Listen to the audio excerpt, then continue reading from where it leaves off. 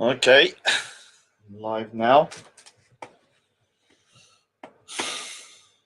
Right, so let me get some people. Obviously, no one's going to watch this. They're like, arguments and everything. And today is going to be a very, well, hopefully, it will be a kind of like a learning. Uh, it's called Sikh-Centric. I don't know if anyone else has actually got that name, to be honest with you, but I'm taking it anyway. And obviously, we're going to go over Sikhism and stuff. Obviously, I'm somebody that's learning myself. So I'm not here as the before everyone says, Raj, how dare you teach Sikhism? I'm not teaching Sikhism. I'm learning Sikhism myself. So people will come on and they can teach me. I'm not here to teach. I'm here to what's it called? Kind of learn myself and to host and ask questions, and any knowledge I have, I will kind of pass on myself. And on top of that, no swearing today. Uh, Pious Raj. And I'm not just doing, I know people say, well, what's the point of doing it for a show? Yeah, but the point is, um, if I'm on air, if I don't do it for a show like this, then there's no point doing the show. I have to behave myself. So in the chat as well, let me say to everybody, I don't want no profanities. I want people to keep it civil. This is going to be like Sikh kind of blasphemy laws going on. Anyone says anything, I want you to time them out or delete their comments about Sikhism and any other religion as well. Let me just say that, even if you're talking about Christianity, Islam, and all that kind of stuff. So I want it to be a nice stream that people can kind of watch. And, like people like Mark Smith. He's like, what's all Sikhism all about, mate? I don't know what's going on here. I thought you guys were Muslims, mate. Yeah, so these are the type of we're going to try to get. So what I'm going to do, let me send a link out to some guests. I actually have no clue what. I have kind of a framework of what I'm going to talk about. I'm not really that prepared, to be honest with you. I will be talking about the Char Sahibs there, which are the 4 sons of Guru Gobind Singh Ji, because they were martyred this month on the 24th or the 25th, or in 1704 or 1705. So I will talk a bit about that, go through that. I'm hoping to get some guests on who are converts to Sikhism, because everyone goes, "Hey Raj, there's no converts to Sikhism. It's a religion in the Punjab." Rah, rah, rah. We'll go through that.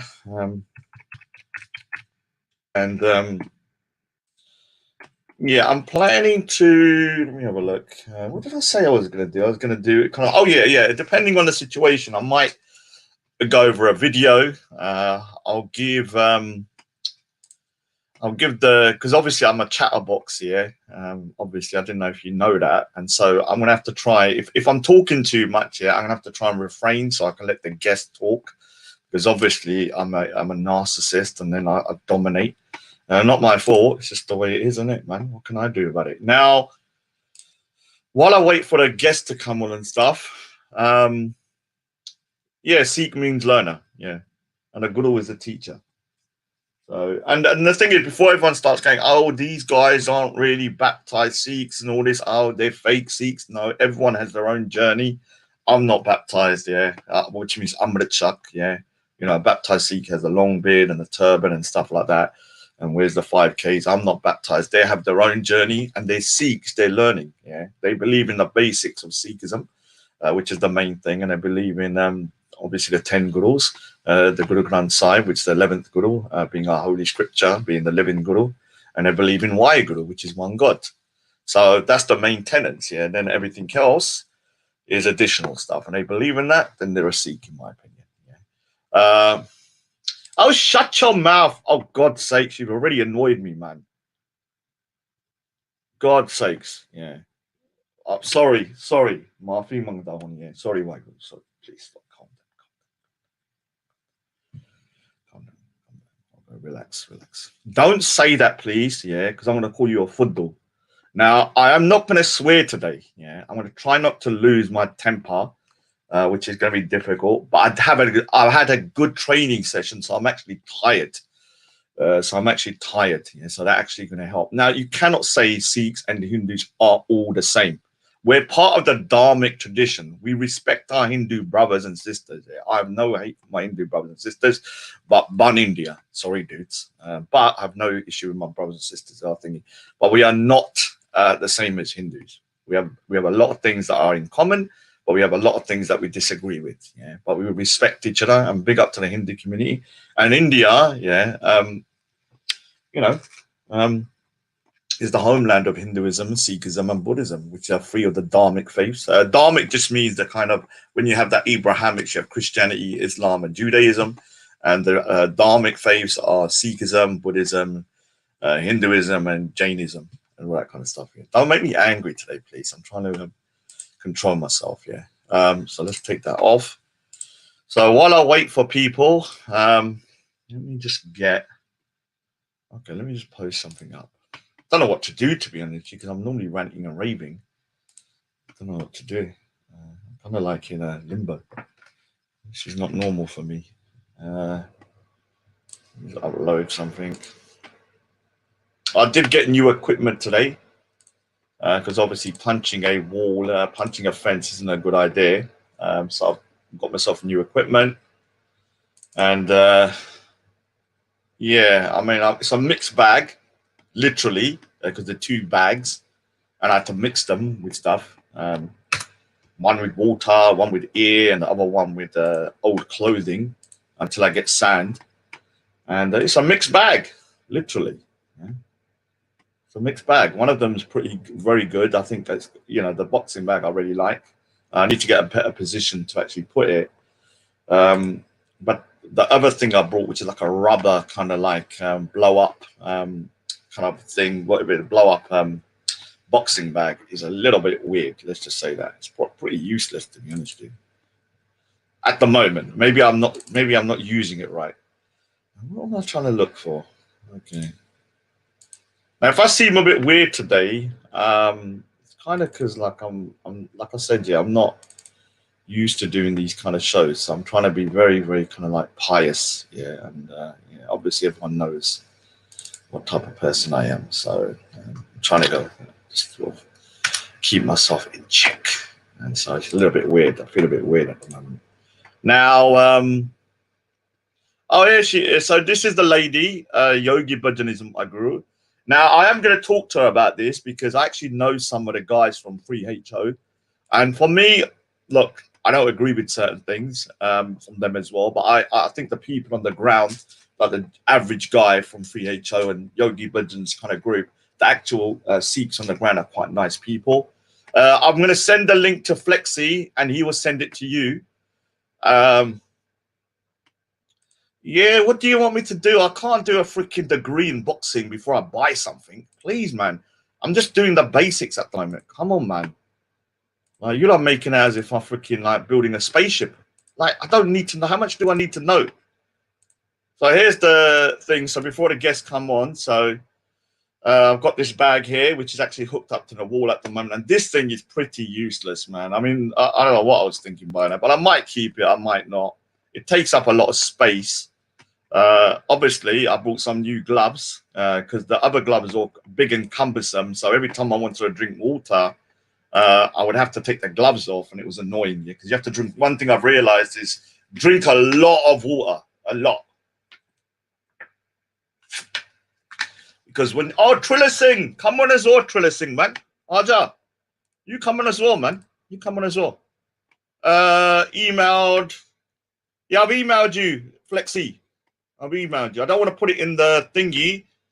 I've emailed you the StreamYard. I don't want to put it in the chat because everyone's going to start jumping on and trolling the show. Oh, Trilla, have I got your email, man? You're going to have to email me. I can't put it in the chat, man, because you know all these trolls will start to ruin this show, yeah? So let me try and see if I can. I can't remember if I got email. You're going to have to email me, Trilla. I can't remember if I emailed you or not.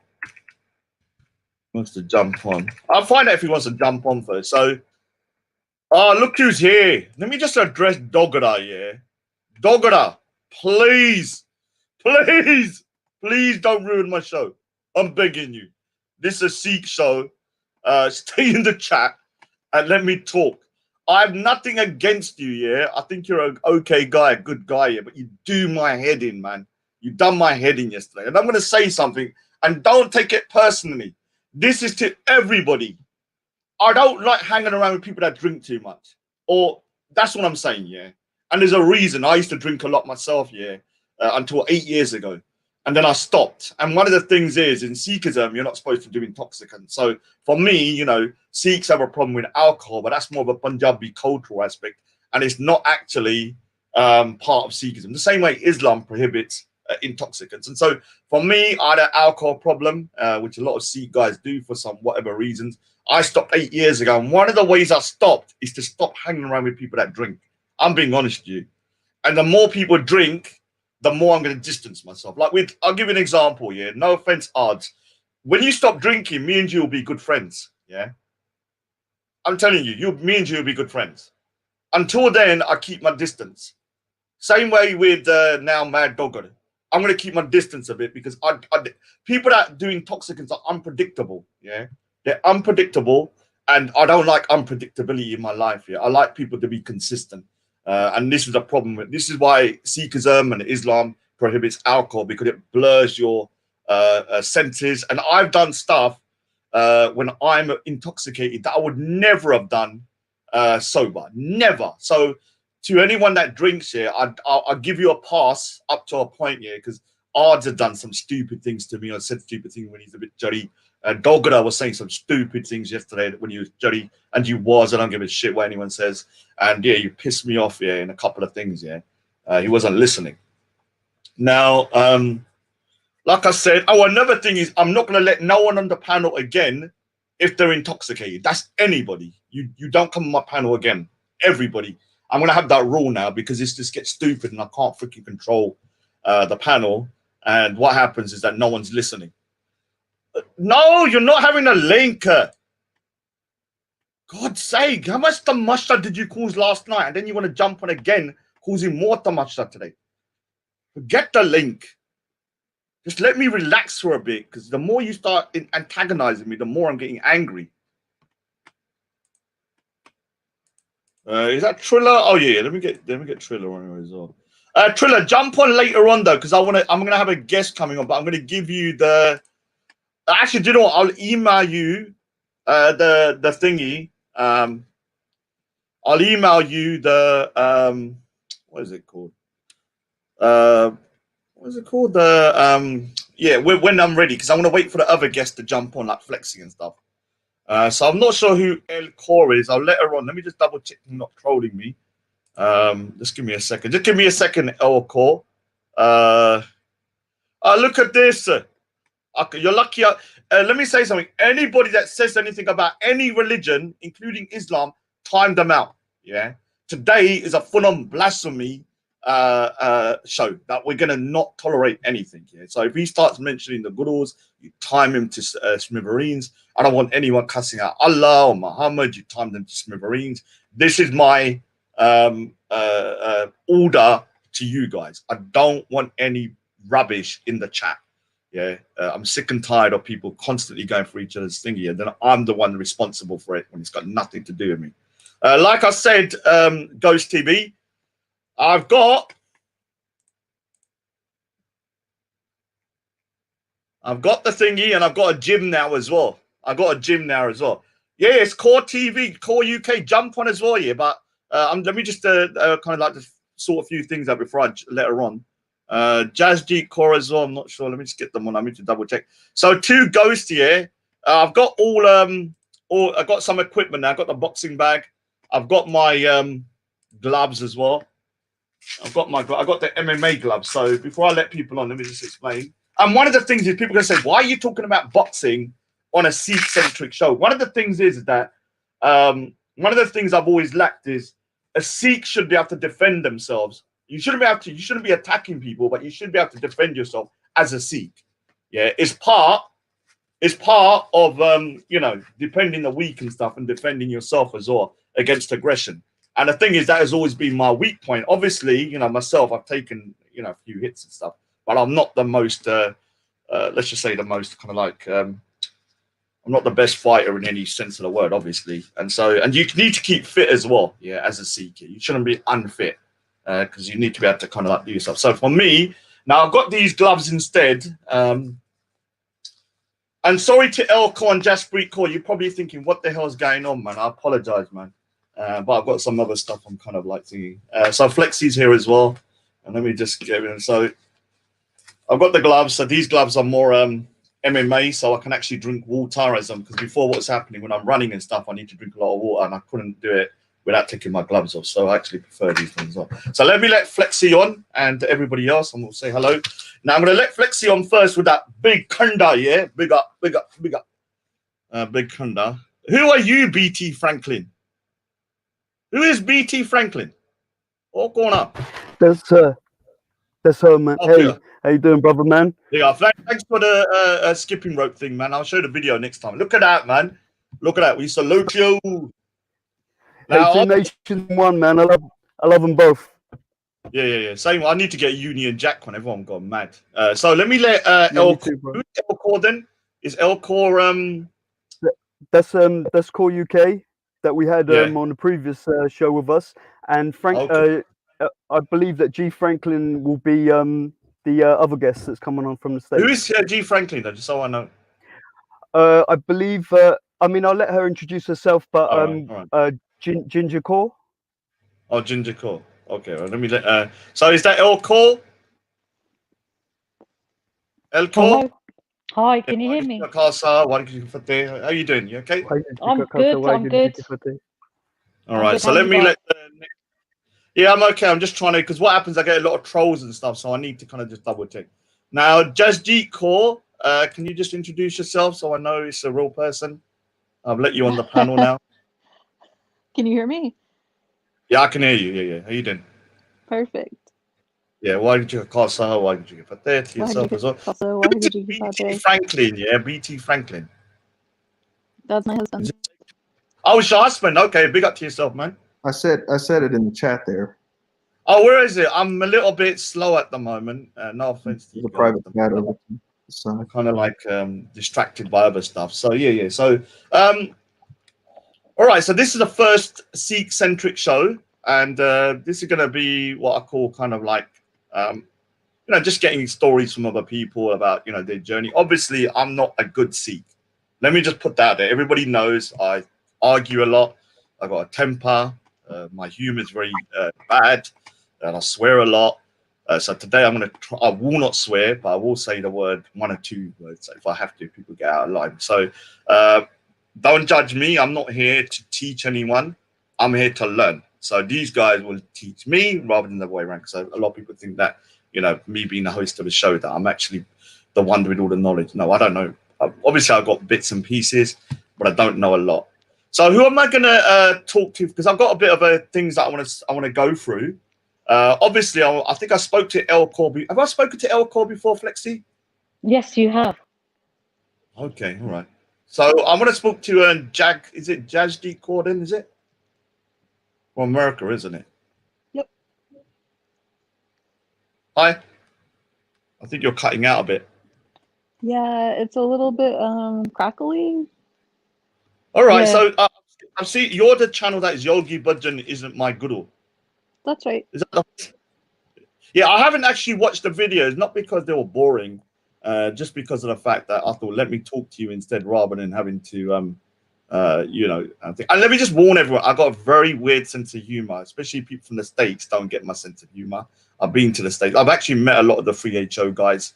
I was up there for, LA and all that kind of stuff for a while, so I know a few of them. But that doesn't mean, do you want to talk about the 3HO and why you're called Yogi Bhajan Isn't My Guru? Or just give me your journey first of like who you are and exactly, what's going on. Just tell me when you're finished. If you want to just give a brief overview of yourself.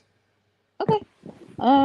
So I didn't discover Sikhi until about 2017, and we were on a trip to India, and our friend there took us to Gurdwara. I didn't know anything about it, and after that, when we got back home, I started studying there because I wanted to know more about it. I'm done. Oh, okay. All right. I was literally sitting down, kind of like getting a cup of tea in a minute, man. But okay, so your story is pretty simple. Like you just went somewhere, you found Sikhism, and then what you done when you come back, you're Tat Fat. Big up to Tat Fat, another Sikh brothers, or the Sikhs are coming into the chat. Now the thing is, what part of America are you from then? So I got to understand where you're from. I'm actually from New Mexico, and I live in Arizona. New Mexico. Okay, all right. So when you've like, because obviously Flexi, you want to show your face. You are a white man. You know, everyone's saying, "Oh, there's no converts." Yeah, obviously, look at him. He is whiter than white, whiter than snow out there, man. So I can dance. there is a kind of like a converts, but we're not. You know, Sikhism isn't about shoving, you know, the religion down your throat.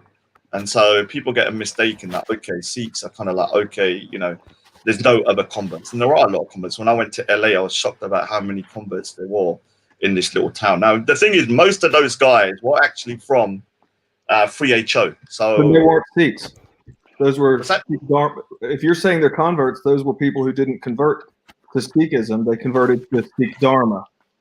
Okay, all right. And So what do you mean by that, though? What 3HO promotes? So first of all, you know, I am Justy's husband, and I want to be clear. I'm an atheist. I'm not a Sikh. Okay. But I call myself a Sikh ally. So to be clear, the things that are promoted by 3HO and called Sikh Dharma are opposed. They're oppositional to the core tenets of Sikhism. So they call themselves Sikhs because they were told that what they're learning is Sikhism, but in reality, they're not. So, I mean, just like if you went to David Koresh's cult compound in Waco, Texas, the Branch Davidians, if you asked them what religion they were, they would say they were Christian before the compound was wiped out. The fact that someone identifies as a certain religion doesn't mean that that's what they are. So it's important to make the distinction. When you're saying you saw these people in LA that were converts to Sikhi, they weren't. They were converts to Sikh Dharma, and that's an important distinction. Jasjeet is a convert to Sikhi. Yeah, I mean, the thing is, I've had my issues with Yogi Bhajan, and I've seen things I've not really liked. It's not Yogi Bhajan. You keep saying that it's about Yogi Bhajan and her having problems with Yogi Bhajan, but that's not really what it is. You haven't had the benefit of seeing videos on her channel, so it's not obviously clear. But a lot of people get very confused about that. It's not about Yogi Bhajan and issues with Yogi Bhajan. Yogi Bhajan was a human being who had faults and was a pretty vile human being, actually. But that isn't the problem. The problem is the teachings. So Yogi Bhajan is dead now. And what he did is distinct from his teachings. Like, his teachings are the problem that Jasjeet has and that I have with Sikh Dharma International 3HO. Yogi Bhajan, the man, we couldn't care less. Okay. I mean, he was just a vile, a-hole. But like don't hold back, Don't hold back, I don't know the rules of the decorum on this show, but like oh, don't worry, I got a very dark sense of humor. So I mean, the problem really isn't Yogi Bhajan. It's the things he taught and the things that his followers are continuing to believe.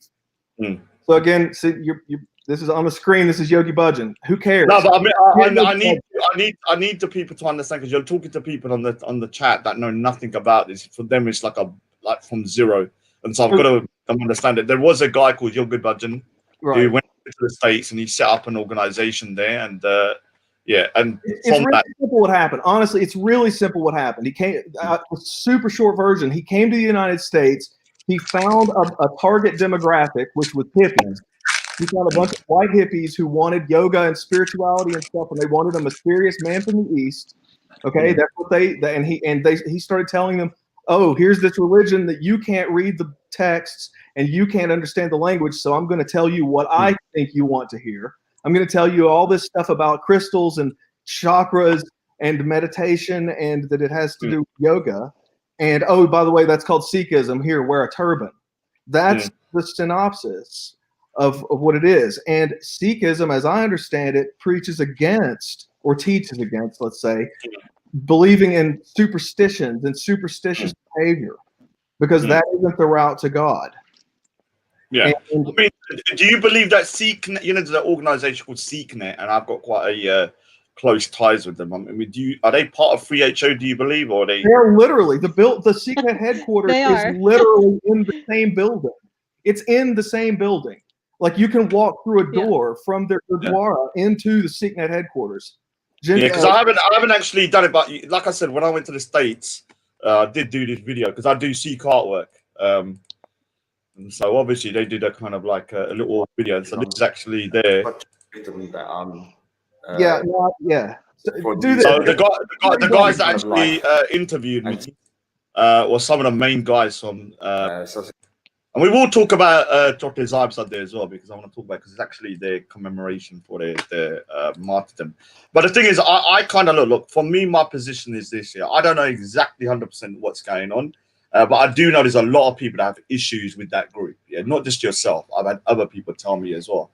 And the thing for me, because I've met them in real life, I do see them as human beings as well. And I believe that they've been taught wrong things, but they're not bad people. I mean, maybe I'm wrong. Maybe I just don't know exactly what they do, but the people that I've met seem to be misguided, but they're not bad people.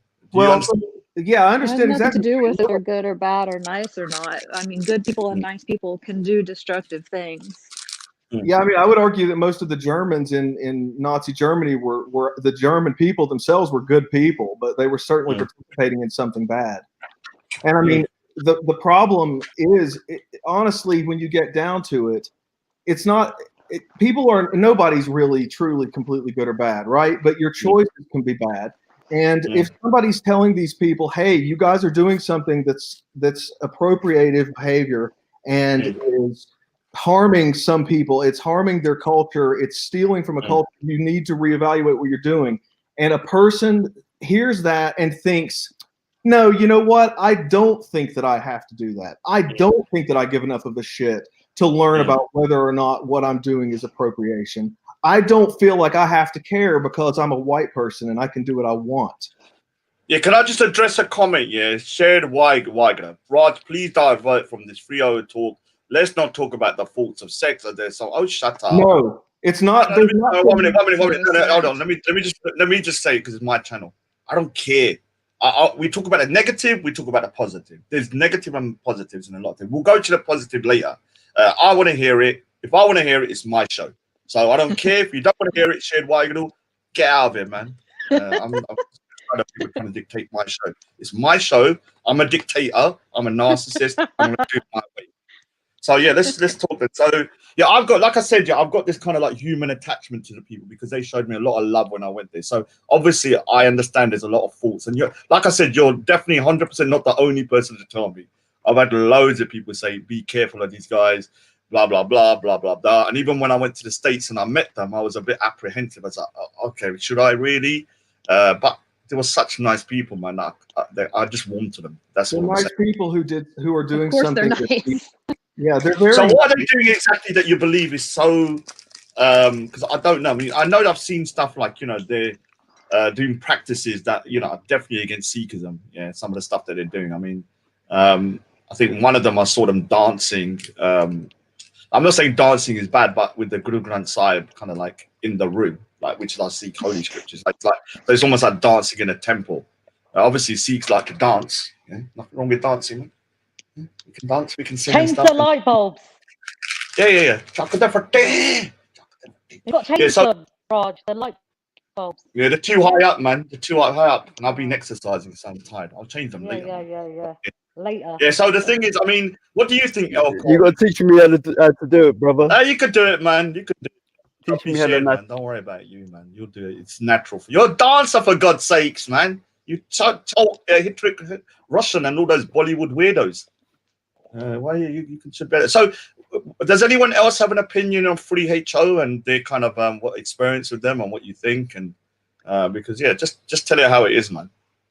I do, but I think this is not the time or place. One that does, obviously, one knows. No, it's the time and place. Just don't worry about it. Just say your piece. No.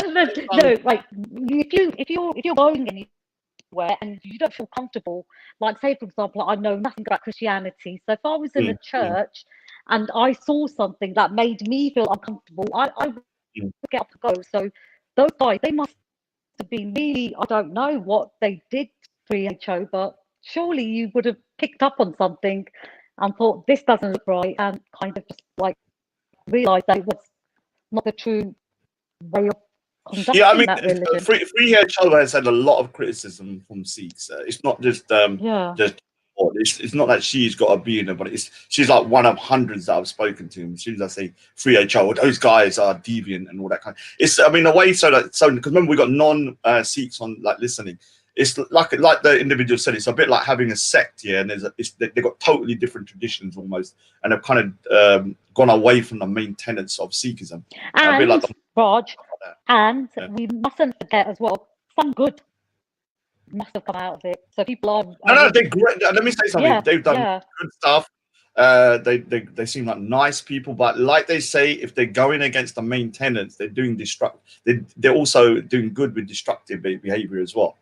And I don't have an issue with people calling that out if they're right. Like if they're doing stuff that is totally against Sikhism, then yeah.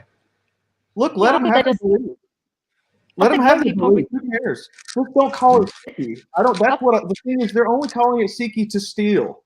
That's the only reason. They only call it Sikhi to steal. They could have any beliefs that they want, but why don't they just call it Bhajanism or something like that and let it be, instead of trying to steal the identity of Sikhism and ride on those coattails, because that's exactly what they're doing. I do know that when I went to the Gurdwara, because I went to the Gurdwara there in LA, and it was a bit weird. I'm not gonna lie. I was like, this is like some kind of psychedelic, hippie kind of temple, and I was a little bit. I didn't want to. But Raj, you get that in Southall. You don't have. No, I'm talking about like the ceilings had like all this weird stuff on it. The sidewalls. I was like, who's that? You know, I was walking around. I had to ask them, and you shouldn't do that as a Sikh when you walk into a Gurdwara. Oh, who's that on the wall? Who's that person? Who's that person? I was like, all right, who are these guys? Yeah. So listen. Yogi obviously was a clever businessman in a way. You're breaking up a lot, man. I don't know if you want to restart your thingy, but you're breaking up. Can you hear me now? Yeah, I can hear me now. Yeah, that's better. I think that Yogi obviously went over there. He saw a market and he went for it, and just involved the Sikh religion. Honestly, I don't even think he was a proper Sikh himself. Think about it. Came from India. Yeah, I've heard some stories about that dude. I've heard some stories about that dude, man. Nah, to me, he wasn't really a Sikh in what he was doing. Yeah, he wasn't. So yeah, he saw vulnerable people, and he thought, yeah, I'm going to show you. I'm going to teach you this, that, and the other, and probably used a little bit of Sikhism, but most of it was more to do with yoga and stuff. What I know of it. I mean, what he was like they were saying that in the 60s and 70s there was this kind of hippie kind of thing, and there was all these gurus that he's not the only one. These kind of like Indians that would go. Yeah. And then what would happen is they'll be like molesting women and doing all this kind of like mad stuff. And he's just one of those that went over there in my opinion, and you Sikhism as a way. But I agree. He wasn't really teaching Sikhism. He was teaching a kind of like a warped version of it. So I with people like criticizing Free HO and Yogi Bhajan and all that kind of stuff, because it's the truth, isn't it? Like, you know, it's not like they're lying. It's not like they're slandering the people. Like I would say it to their face if I saw them again. I'd say, look, dude, you're like doing some weird stuff, man. But obviously, because I was there in America, I don't want to start a fight while I'm there. I had somewhere to stay. I didn't want to get chucked out. So I had to be diplomatic. Normally, I'd say my bit. So what else do you want to say about the whole have you got anything else you want to say about any particular thing about Free HO that kind of gets your back up? Does G-Core that really gets your back up? I think it's been said and done.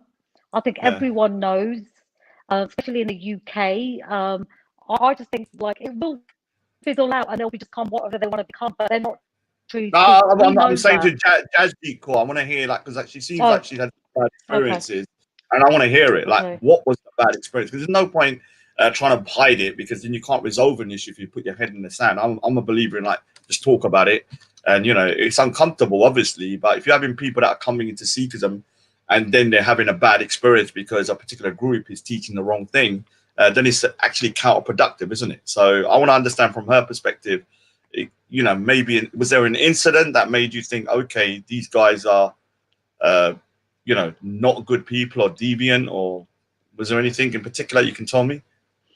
Yes, as soon as I started attending Gurdwara, which they owned, I Mm, started to teach English to the Ragis and some other of the Sangat, mm. and through them I learned that they were being forced to play kirtan in the Kundalini yoga classes. Okay. They protested, but they weren't listened to, and they couldn't say no because they were living in 3HO housing. They were getting paid by 3HO. They were getting visa Mm, sponsorship by 3HO, and they were getting help to mm, get their green cards. So they were forced to mm. play Kirtan in the Kundalini yoga classes and pretend that they supported it when actually they did not. Right. So who are you saying were forced to play it though? Is it just your average Sikhs or was it? By Uh, Satvinder Singh Daliwala. all right. I might know him by face. I know I met one. I've got the pictures, but I don't want to put their photos up. But I met one that looked like Father Christmas. I can't remember what his name was. He looked like Father Christmas, but with a turban. Like, what's his name again? There was another one that done the video of me, and I did meet loads. I went to the Gurdwara and stuff. I might put a picture up. Maybe you could tell me if those are the people. So you're saying people were protesting about them doing stuff that was against Sikhism, but because they Yes. had because they were like reliant on them into like me, I was in someone's house and I didn't want to make a fuss, so I was scared to say anything because I was like, all right, if I cause an argument, I'm going to be booted out into the street. So Yep. I kept quiet. Is it that kind of situation? Yes, and there was also another Gurdwara that was founded actually like 2 or 3 blocks down the street Mm, because the like Sikhs didn't want to mm. participate in being part of the 3HO ashram. Okay. Oh, so there's been a split there as well. Yes. There's quite a big Sikh community though that are not from 3HO though. So I didn't really speak to them too much about 3HO, but there's loads. I don't know if you know a guy called Vicky Singh who does a Sikh Lens Festival every year. He's one of the main guys. I don't really want to talk to him about particular, but there's a lot of people that I know there. There's quite a big Sikh community now in them, like LA and stuff like that. And so when I was there, I didn't really see any animosity towards the 3HO guys. So I don't know whether people are just being civil or whether Yes. there's some kind of underlying problems. But I have been to, like I said, I went to their Gurdwara. There's one in LA. I don't know if you know, it's a small Gurdwara, a tiny little one, and it's got like a big khanda on the actual door. Do you know which one I'm talking about? I've not been. Yeah, that one. So when I walked in, yeah, it was it was a little bit shocking. I'm not gonna lie, because it was so out of the norm of what I was used to a Gurdwara. It was like weird paintings on the ceiling. I wasn't sure who they were. I looked at the paintings on the wall. I was like, who are these? Because obviously I do seek artwork myself. And so I'm used to looking at a lot of artwork from different artists. And so even I was a little bit flummoxed about, yeah, exactly what was going on. So I don't know. Do you want to say anything more about 3HO, or are you kind of like, because I want to kind of move on to the topics later, but I don't want you to feel like I've kind of stopped you from talking about it. So say your bit, man. And then, obviously there's people in the chat that are going, oh, come on, move on to something else. But it's my panel. I talk about what I want. So you got anything else you want to say, or your husband, about this topic? I do. I think, Pete, so I just want to, I guess I'll try to make a final argument here. And then Just if you want to follow up, that's fine. But I know she and I see this, I think, the same way, which is in this case, a lot of times people are like, well, just let people believe what they want. Like, we're all trying to just get along. We're all trying to be, just spiritual people and things like that. The thing is, this is a group that was created with an intent to deceive people about the core purpose of the religion. And when you have a religion spreading using the name of what is essentially a different religion and creating discourse differences, because they all say Satnam to each other. Satnam. Yeah. Satnam. They say Satnam to say hello. Satnam. All Satnam. right. That's weird. And I didn't know that. yeah, that's a Yogi Bhajan thing that he told them to say that. So why would he do that? It's because it creates a discourse divergence. Basically, you're splitting a community and you're allowing them to identify each other as a member of that separate in group. And splitting the language of a group is a surefire, time-tested way to create cultural divisions in that group. And so, if somebody goes around the world and says Satnam, to somebody that's an actual Sikh, they're not going to understand that they're being greeted because so you've created a divergence there, and these people are spreading and spreading. 3HO has a money machine behind it. Like I said, SeekNet is in the same building. They have a call security. They have the Kundalini Research Institute. They have all these umbrella organizations that are funneling money into this organization. It is growing, and it is splitting the community. And I will tell you that if it is not stopped, then if people who want to say, "Oh, well, let them believe what they want," well, ask yourself: would you be comfortable in 100 years if, when somebody said Sikhism, what they meant was Satnam, I'm doing Kundalini yoga, and Yogi Bhajan taught us, he was basically the next guru, because that is what these people are really about. They care about what Yogi Bhajan says. They don't care about what's in the Sri Guru Granth Sahib. So yeah, I would like to. I'm not going to say too much, but I will be going back, and so I think next time I might have a little word, because obviously I was a little bit apprehensive, but this time I might just go, okay, what's going on? Because I was actually going to go to the 3HO headquarters, because I was actually intrigued about exactly what's going on. Like, I was like, all right, because I even I remember I was in a car with them when we was driving, and obviously the Father Christmas, big up to him, so I forgot his name, but Father Christmas, the other guy was the younger guy.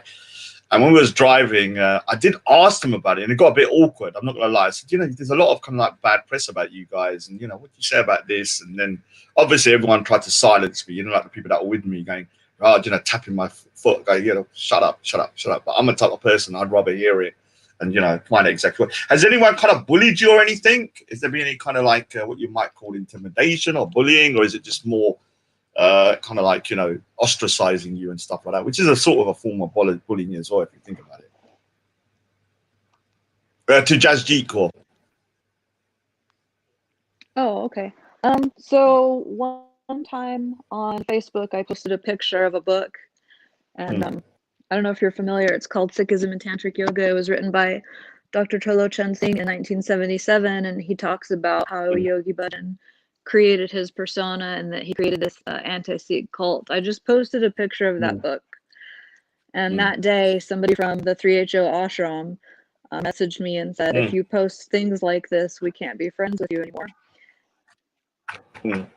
Okay. And 3HO ashram committee, they had many meetings with the Ragis, they had many meetings with friends and everything, telling them all not to talk to me anymore. So just from posting a picture of a book.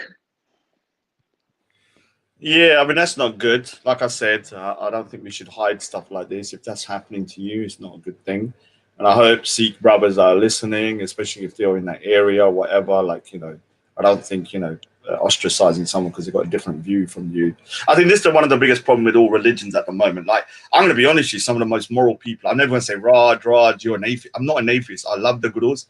I believe in the Sri Guru Granth Sahib, and I believe in Sikhism.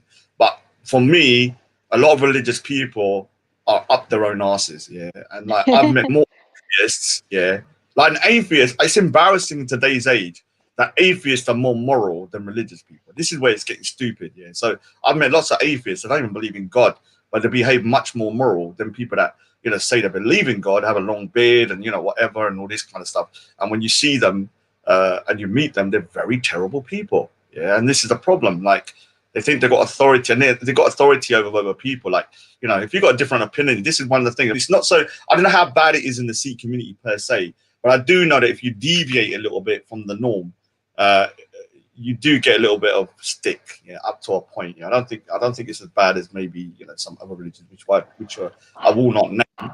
But I do think so. Is your experience with the Sikh community now? Forget about here at 3HO. What about the Sikh community outside of that? Has it been good, negative, positive? What has it been?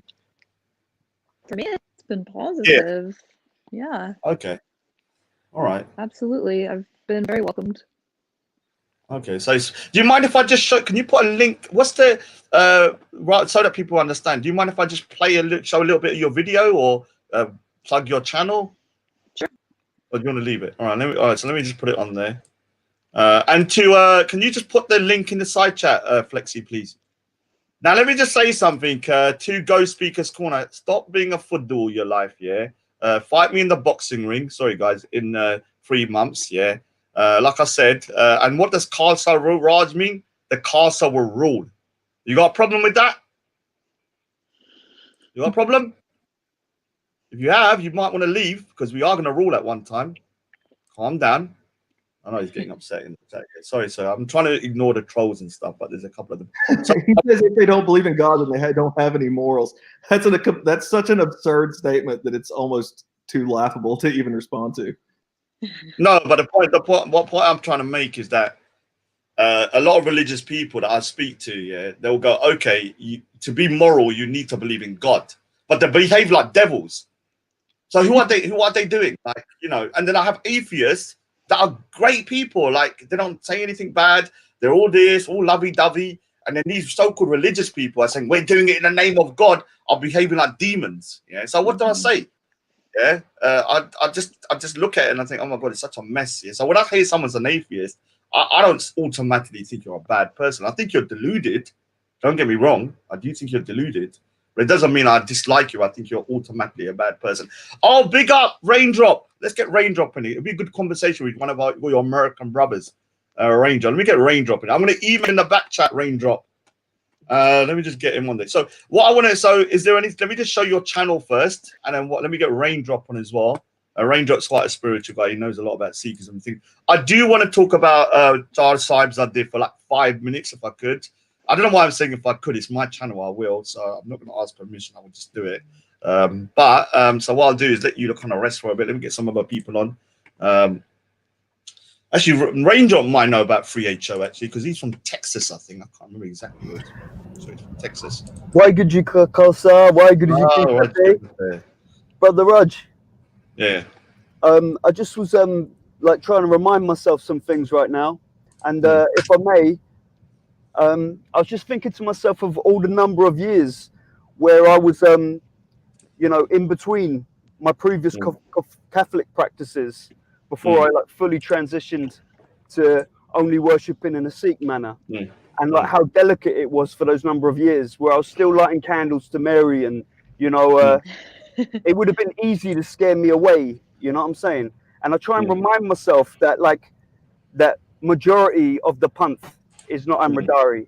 That none of panthis come in all different shapes and sizes, and even atheists here, you know. So I try to remind myself, hukumi anda sabako baha hukumi nokoi nanaka hukumi jebajeta homikahe nakoi. So in a nutshell, no one is outside of his hukum. Everyone is under the hukum. And I remind myself when I'm slipping on the ice when I'm driving, why Guru?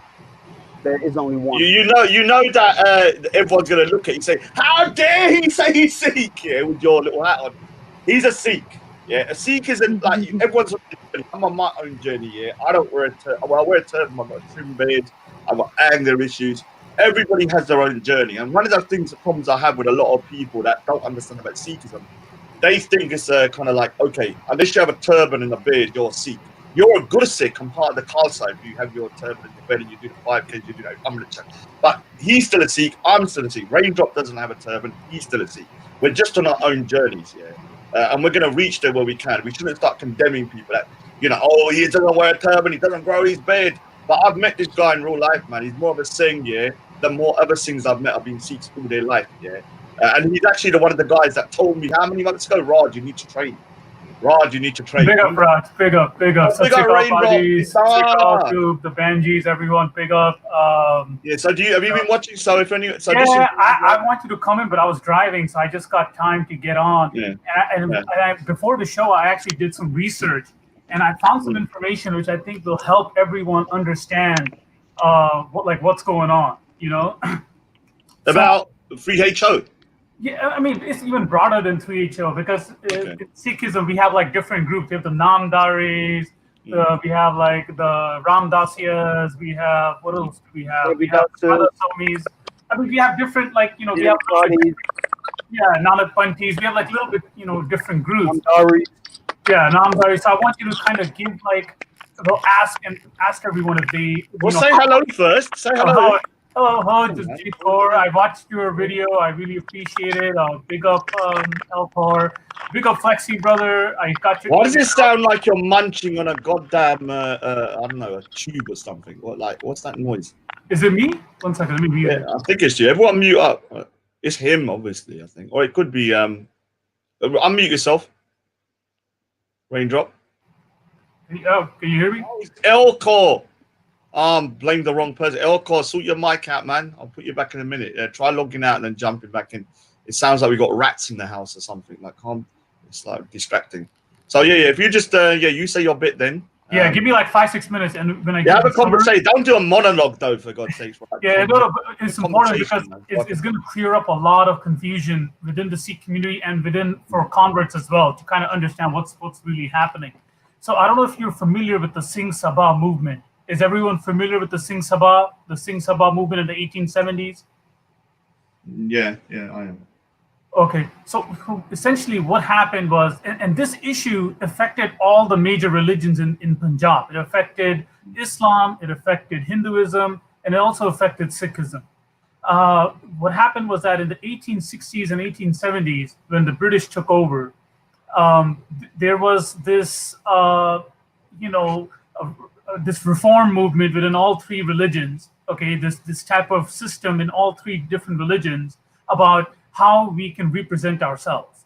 So focusing on the Sikhs, so in the Sikh issue, we had the Singh Sabha movement, which gathered together to kind of write down a doctrine that is uniform for all Sikhs. And this was started by the great-great-grandson of Guru Nanak Dev Ji, Khem Singh Bedi. Okay, and there were essentially three groups within the Sikh movement at that time. You had the ones which we call the Sanatan Sikhs, which were represented by Khem Singh Bedi, who was the descendant of Guru Nanak Dev Ji.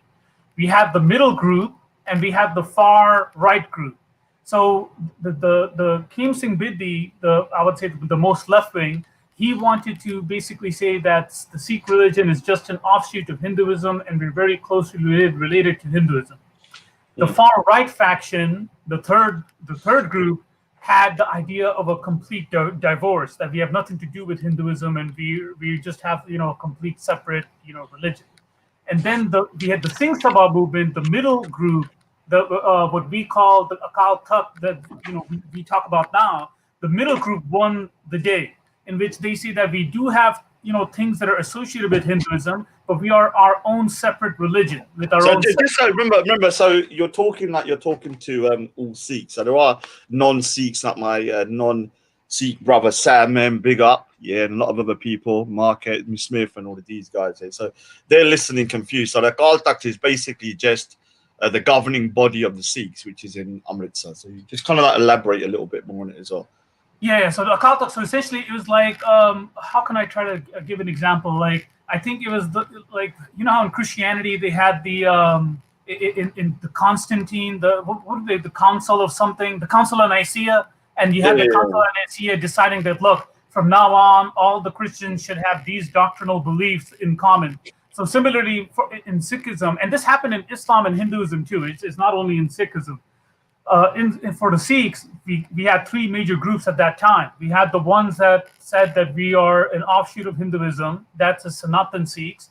We had the far right group, which said we have nothing to do with Hindus.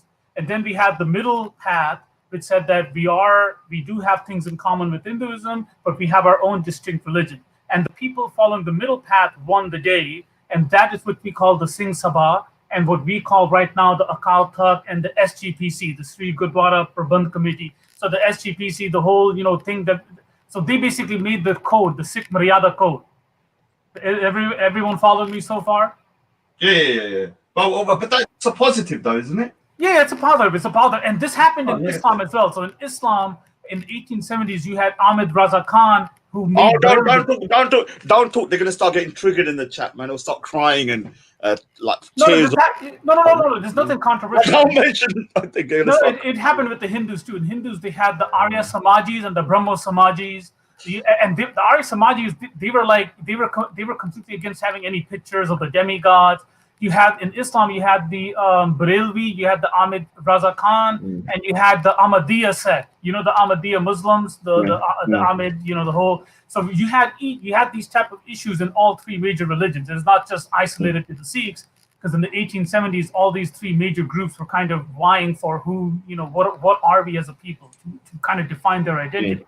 So in Islam, you had the whole difference between the Ahmed Riza Khan with the Barelvi, between the Deobandi, the Barelvi, and the Ahmadiyya sect. Within Hinduism, you had the Arya Samaj and the Brahmo Samaj. Do you know what, Jasdeep Kaur, yeah, I don't know why don't be shy. Come on, everybody, don't be shy. She said in the side chat, we're not supposed to have sex, and I agree. I agree. I'm talking about like the grouping. So I'm giving you the history of what happened. This happened. So you're not agreeing with it. You're just doing an overview. Okay. Yeah, I'm giving you an overview of what happened in history and how we came about to, the situation that we're in today. Like how did we have a Sikh Maryada?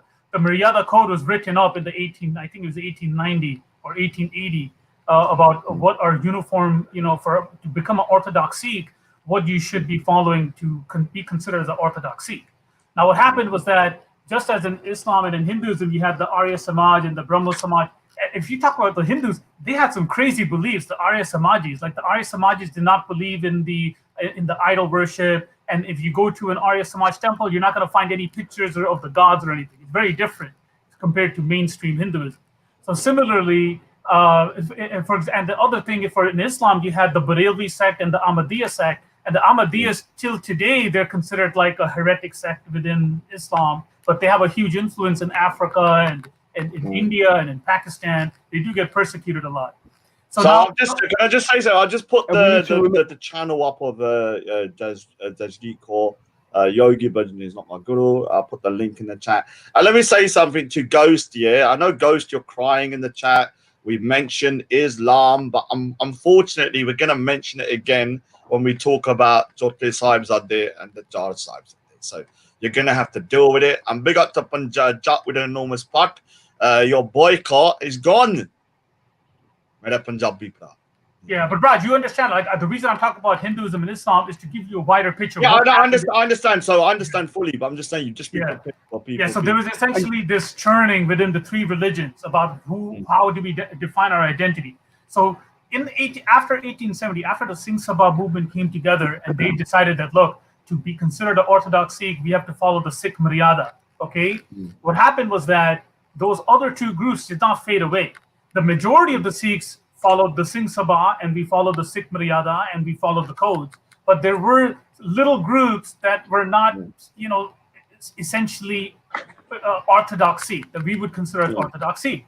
But they existed for many hundreds of years. So from the time of Guru Nanak Dev Ji's oldest son, who started the Surichan, the Udasis. The Udasis. The Udasis.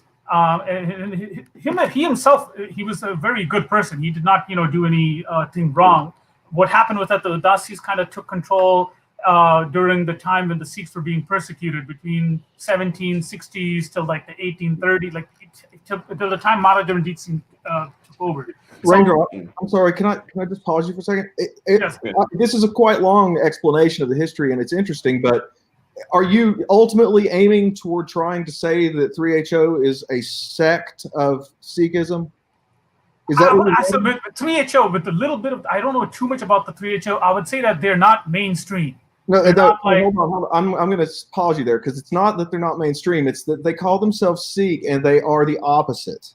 It's a cult based on one man's teachings to people who didn't have any idea what the history was. So everything you're saying about the history of Sikhism is excellent, but has nothing to do with the problem of 3HO and Sikh Dharma International. Nothing. Because the people that were being taught by Yogi Bhajan had absolutely no historical context, didn't speak the language, I agree with you.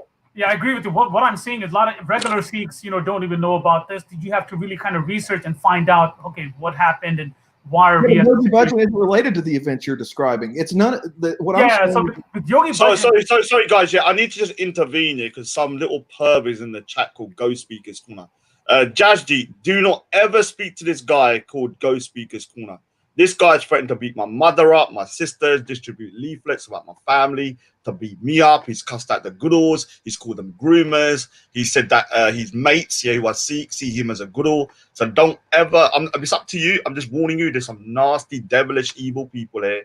He might try and contact you. It's just part of the YouTube thing. Ignore his stuff and treat him like he's a demonic devil.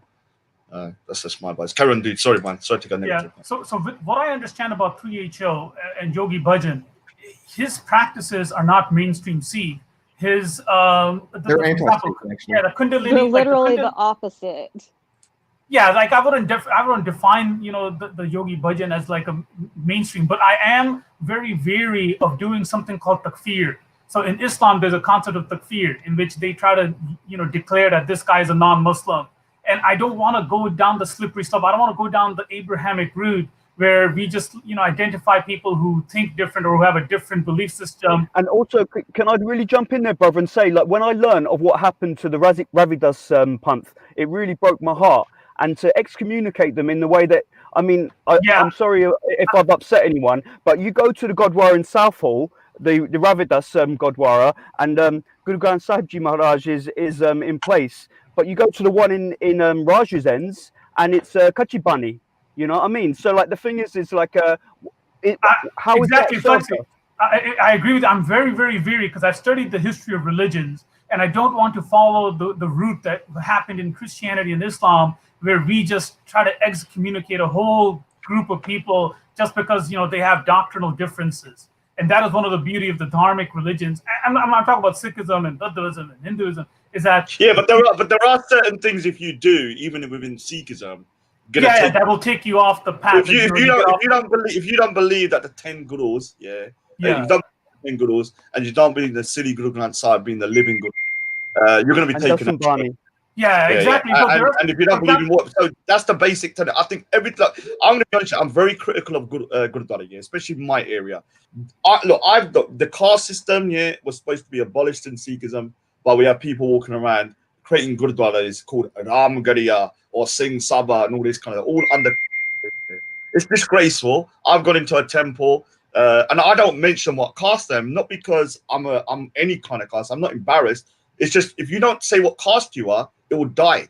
People are perpetuating the caste and they're going against the Guru's teaching, but answering the question. So what is not answer it, And the thing is, this is one of the things that has infected the Gurudwara. So you'll see that's totally against Sikhism, They're still Sikhs, but they're behaving out of the fold of Sikhism in terms of one of the basic kind of doctrines. So we can't just suddenly say all of these people that do certain things wrong are out of the fold, but we can say they're wrong and going against the basic tenets. That's right. Yeah, essentially. So if you pull up the Sikh Rehat Maryada and you just follow what the codes are in the Rehat Maryada, basically it's like 6-7 principles that if anyone who claims that they're a Sikh and who follows the 6-7 principles, I would consider them as part of Sikhi.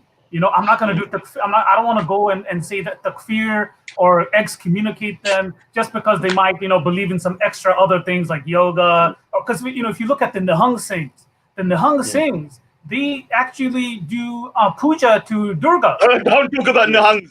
I know them. They're a little bit volatile. So so the Nihangs, so they have practices that the normal Sikh would never do. But dude, I've spoken to them, and the stuff they've said to me, like I'm a vegetarian. I've been vegetarian all my life, and I believe Sikhism. That's my opinion. We shouldn't be eating meat. I was a vegan as well. I understand the reason. One minute. So I don't eat. I'm so against all of this all eating of meat, and I was a vegan for a while, but I went a bit mad. But the thing is, the Nihangs do Jatka, which is a form of ritual, in my opinion. And like I can say to them, what you're doing is wrong.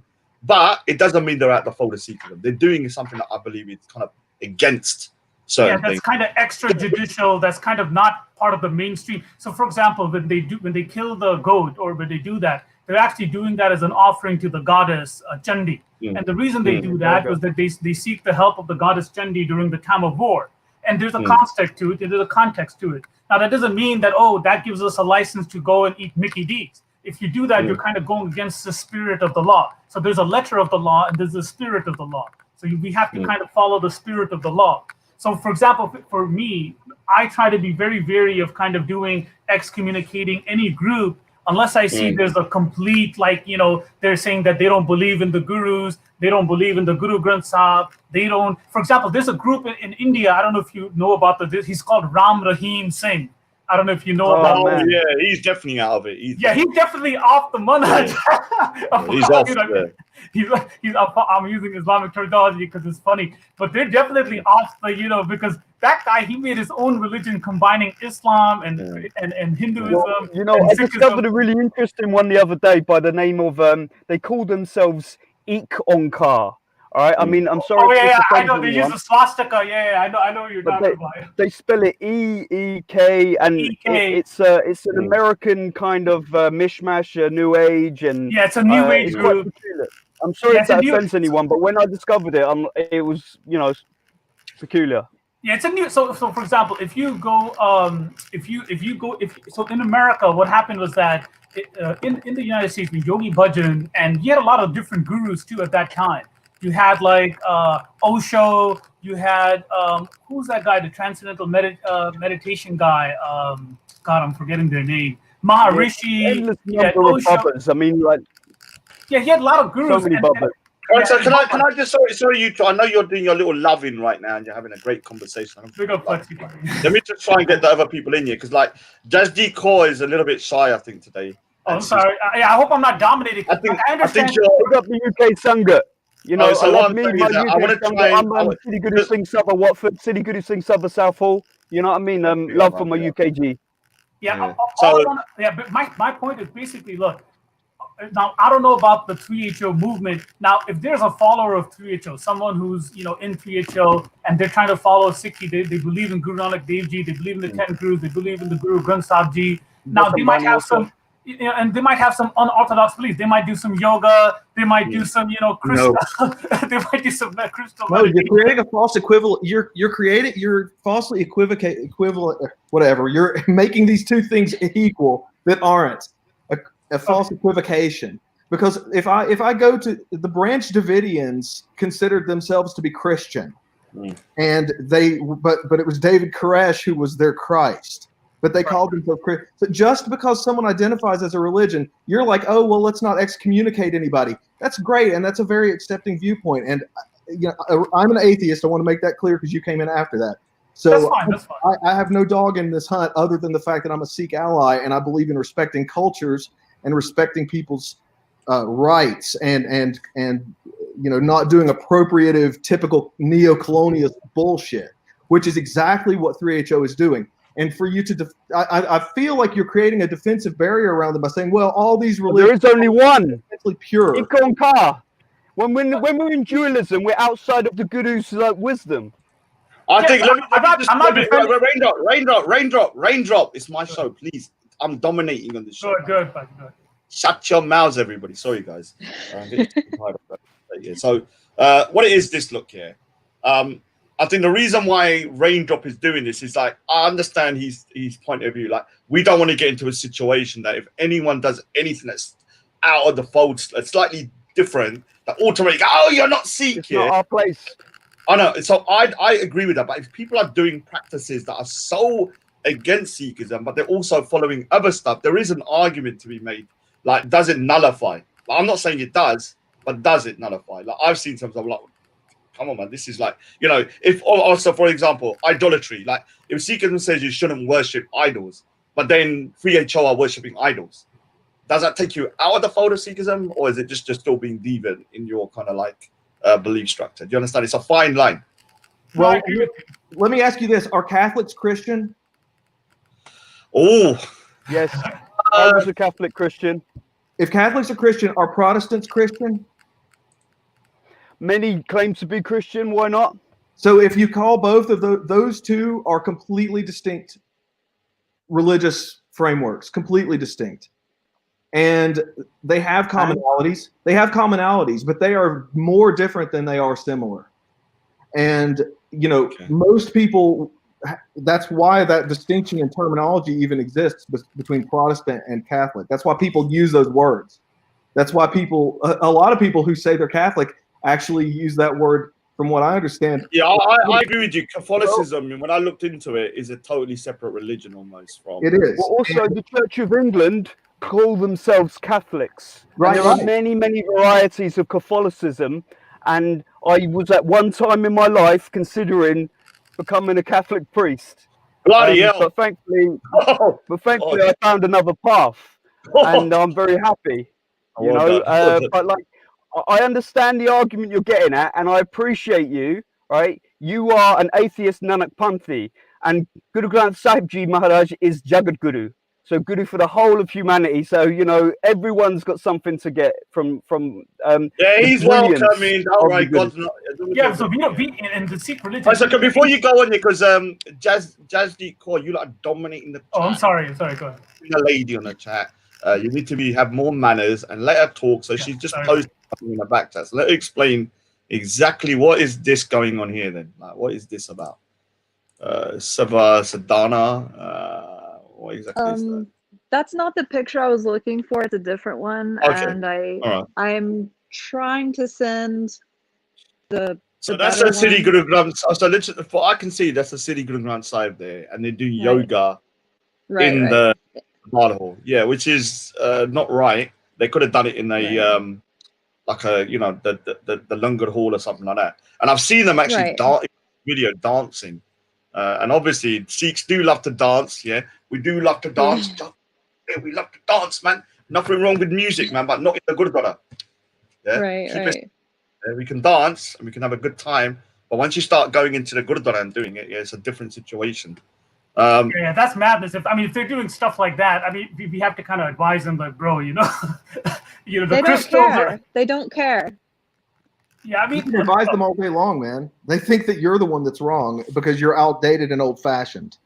That you're being too Yogi Bhajan taught them. Right. There's a place for everyone, isn't there? Yeah, and look, there's something my for thing everyone. is being a student of history and being a student of religion. I've studied different religions and the evolution of different religions. I am very, very wary I have of my PhD in religious studies, so me as well. Perfect. So you know about. Oh wow, we best up. So no, that's like a Hadouken move. Hadouken move. So you that's really, man. What are you gonna do now? White coat. Does that come with a white coat? Come on, man. She was like Hadouken. No, we need her more on these panels. That reminds me of the time that Dawa man was taken to Bhaji dancing, R.I.P. And I got a degree from Hotsed in philosophy, and like you can see his eyes dropping. Like, that's really good. That's impressive. We should have you more on these panels. I'd love to pick your brain on different aspects. And I have to say thank you for my book. what's that, I'm very interested. Oh, yeah. This is Unbearable Beauty by Mark D.E. Mobley, which was a prize. Thank you, guys. I'm looking forward to getting into it. I wanted to ask, why this book? I'm sorry. I'm just what? Lucky, I guess. Why did you gift me such a lovely Christmas present? Oh, okay. So because you won the contest, but he's a friend of mine and a fellow author, so I wanted to support him. I know he did a lot of research, and he was practicing Sikhism or Sikhi for a while, and that's a fictional book. Are you an artist as well? Then are you a writer? Then that's what I'm assuming. Yes, sir. Also, I did send you the Sikhism and Tantric Yoga, but you might not have gotten it yet, but it's on its way. Okay. Oh, well, thank you very much. All right. So let's talk.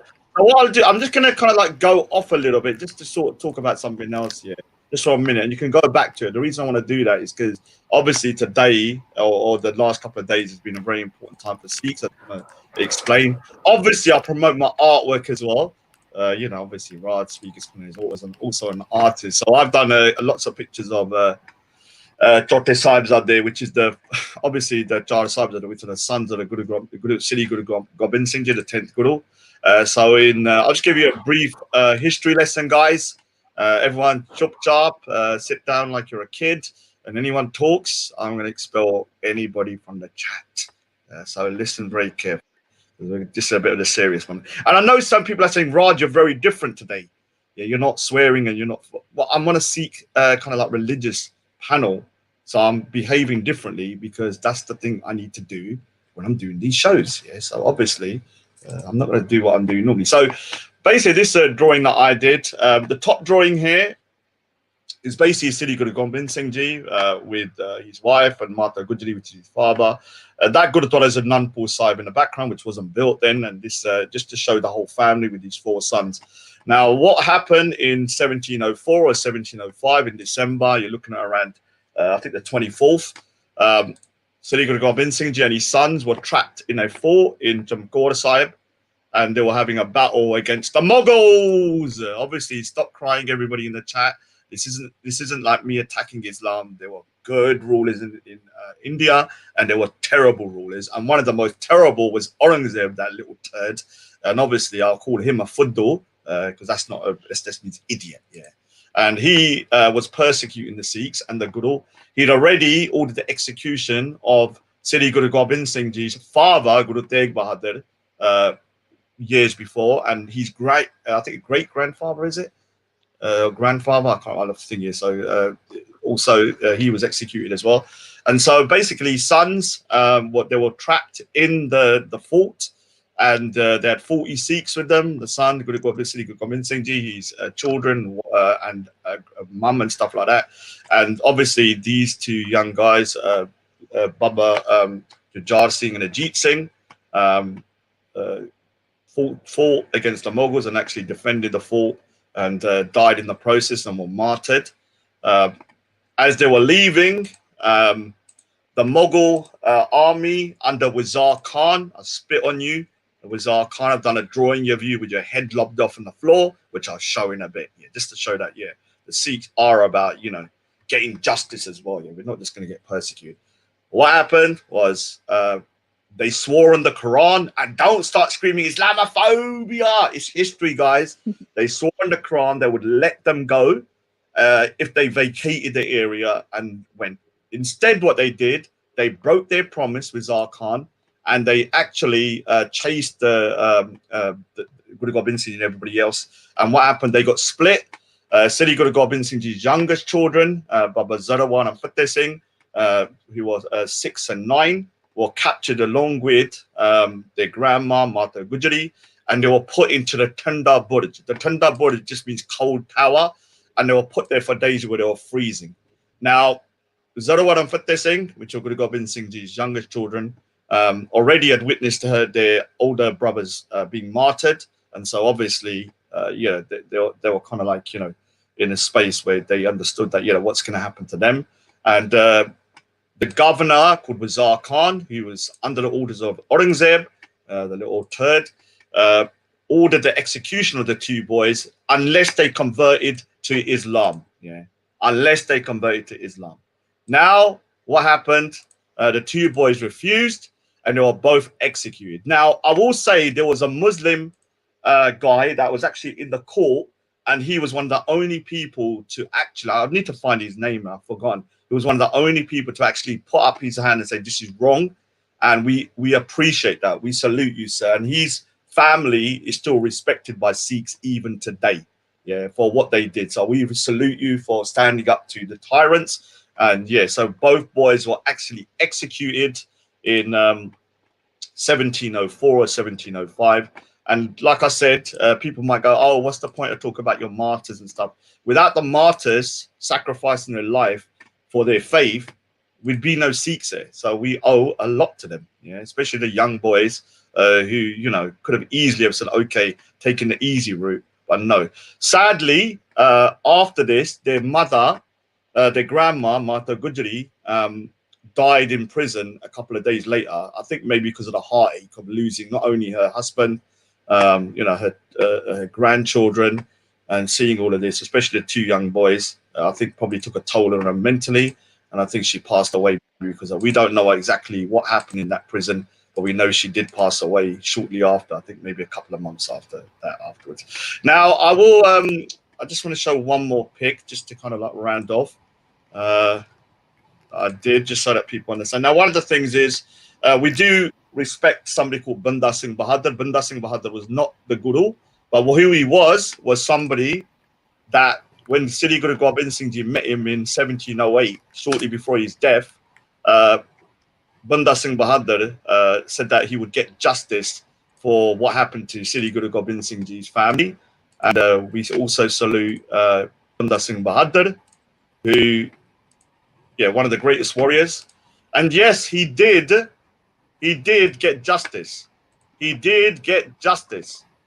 And let me just say something. Wazir Khan's head was rolling on the floor. Yeah. So yeah, obviously I'm doing it in a kind of like more way for people to understand. So I'll go back to the other thing. I just wanted to do that so everybody knows why Sikhs, celebrate their martyrs during this time. And let me just say something. When we talk about Sikh history, now let me explain something to Ghost here. You're saying that I'm mentioning Muslims. In order for me to tell Sikh history, we've got to mention Aurangzeb. We've got to mention that he was trying to convert north of India. We've got to mention that Guru Tegh Bahadur was executed because of what? Because he was trying to convert the Hindus, and Guru Tegh Bahadur stood up for them, and so he was executed for not converting. I know you're upset, but we cannot tell Sikh history the same way that a Christian, when they're telling Christian history, has to talk about the Romans and the Jews. Do they hate the Romans and the Jews? No. But the Romans and the Jews at that time had a problem with Jesus. The same way when you tell your history, you talk about pagans and people that were persecuting your prophet. You've got to grow a tougher skin. You've got to grow a tougher skin. Hey, can I cut in there? Do you know what? One thing that really hit me really beautiful that I never thought of before is that at this time of year, when a child is coming in that's going to be king, children that were going to be king gave up their lives for us at the same time. So, just like Christ came and he gave his life for us, I've gave done his a life picture for of us. but let's promote my artwork today as well. Let's promote my artwork. Why not? I haven't done the artwork, Sikh artwork for a while, actually. I need to get back to doing it. Obviously, I've started colour now. Just so I can promote myself. Just so that I promote your colour work, mate. It's going to be nice. Colour. Some portraits. I will do the colour portrait. Obviously, I am very talented. I can't help it, guys. Yeah, I am very talented. I don't even try. Yeah, but for some reason, I can just draw whatever I want. I know people hate that. I will be doing a Kassan drawing, so most of my pets I'll do colour. I'm gonna be doing some drawing Sikh artwork in colour, but I do prefer drawing in black and white when I'm doing certain things. So, yeah. Anyone want to kind of add to that about the history and stuff like that? Anything you want to kind of put forwards, or is it like we want to? Hello, Houston. No, you explained it pretty well, bro.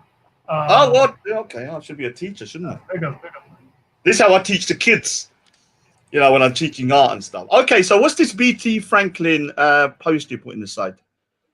Is that I just it goes back to before. Okay, all right. So the location of the Sikh Dharma. Your Sikh is right there, isn't it? Okay. Literally in the same building. I wanted to be 100% clear that wasn't hyperbole. They are in the same. I'm trying to find the pictures of the people that I met there that I know. What's the? Can you share that though? Can you share that so that people can see it, and it'll be on the recording? Because I just want people to see that. It's one of the because SikhNet is not a neutral Sikh property. Yeah, zoom in there a little maybe. So that's 3HO. That's the Hacienda de Guru Ramdas thing, and SikhNet is in the literal same building. Let's see if we can find anyone. Let's see if we can find. Pan Guru Ramdas Ji Maharaj. Yeah, so Sikh Dharma. I do want to go there just to see what's going on. If I'm being honest, they did offer me. It's a terrible. Well, okay, I'll let that be. Could you zoom out just a little bit more? And maybe I'm not going to trash Espanola. It trashes itself. Can you switch back over to the map view? Okay. Oh, you're very demanding. You're very demanding. I'm trying to let you see all the things that are all there. That whole area there is a complex. Okay, it is for lack of a better term a cult compound, and there's housing on property there, little housing, and a hacienda. What does hacienda mean? Hacienda, house. Spanish for house. Okay. Yeah. And just to the right there, it looks like it's not showing up, but Akal Securities headquarters is right there on the same property. It's just to the northeast there. It's not coming up there, but just take my word for it. We've been there multiple times. Josh Jeet and I have gone there. There's a video. She actually shot a video where she went there and Yeah, they're very you welcoming. don't sound a bit like They welcome me. Scientology. They're very welcoming. You know when Scientology the thingy, yeah, and they're getting watched. I bet you're being watched as well. I bet I'll probably get. Oh, dude, I think they make the yogi tea too, right? They make the yogi tea. that's correct. well, I know them. So if you're gonna follow anyone, follow Raindrop, please. I didn't say anything. So obviously this is going to take behind the drawing at the moment. Why you gonna? I mean, look, with the whole 3HO thing, it's a mixed bag. So I'm not agreeing with all the things they do, but I'm very wary of just trying to, declare takfir on them or declare them as complete heretics. So for example, in Sikhi, we have the group Namdaris. So the Namdari groups, they actually believe in gurus that are after the last guru. So they have like gurus up till today. But I would not declare them as complete heretics and off the Sikh fund. I mean, they are close, but they're not. So They're not closer. I know. Yeah, so I mean, with this, most Sikh gurdwaras, most Punjabi, I think for converts, this might be jarring or this might be something very astonishing. But I think for most Sikhs, we kind of know about the 3HO and Namdari groups, and over the last 100 years. We followed a path of where we're not. No, but I think I think you're doing it in the terms of we know as a Sikh community in the UK. But if someone's in the States, yeah, that's the thing. I think for a convert, let me finish. This might be very, very jarring. 1 minute, Hey, I'm not John David. They don't know Sikhism. They don't know nothing. They come to this group. They don't meet Sikhs generally. Then they do have a monopoly on what they're teaching to that particular section of America. Exactly. I understand. This could be very jarring. We know. So for me, when I went into the Gurdwara, I knew straight away there's something wrong. I knew. I was like, "Whoa, what's going on?" When Did they have the tie-dye, and the mountains and stuff? I mean, one of the other things that I saw was that when the Gurdwara outside shoot, the woman was giving prasad to walkers by. People's walking by on the street.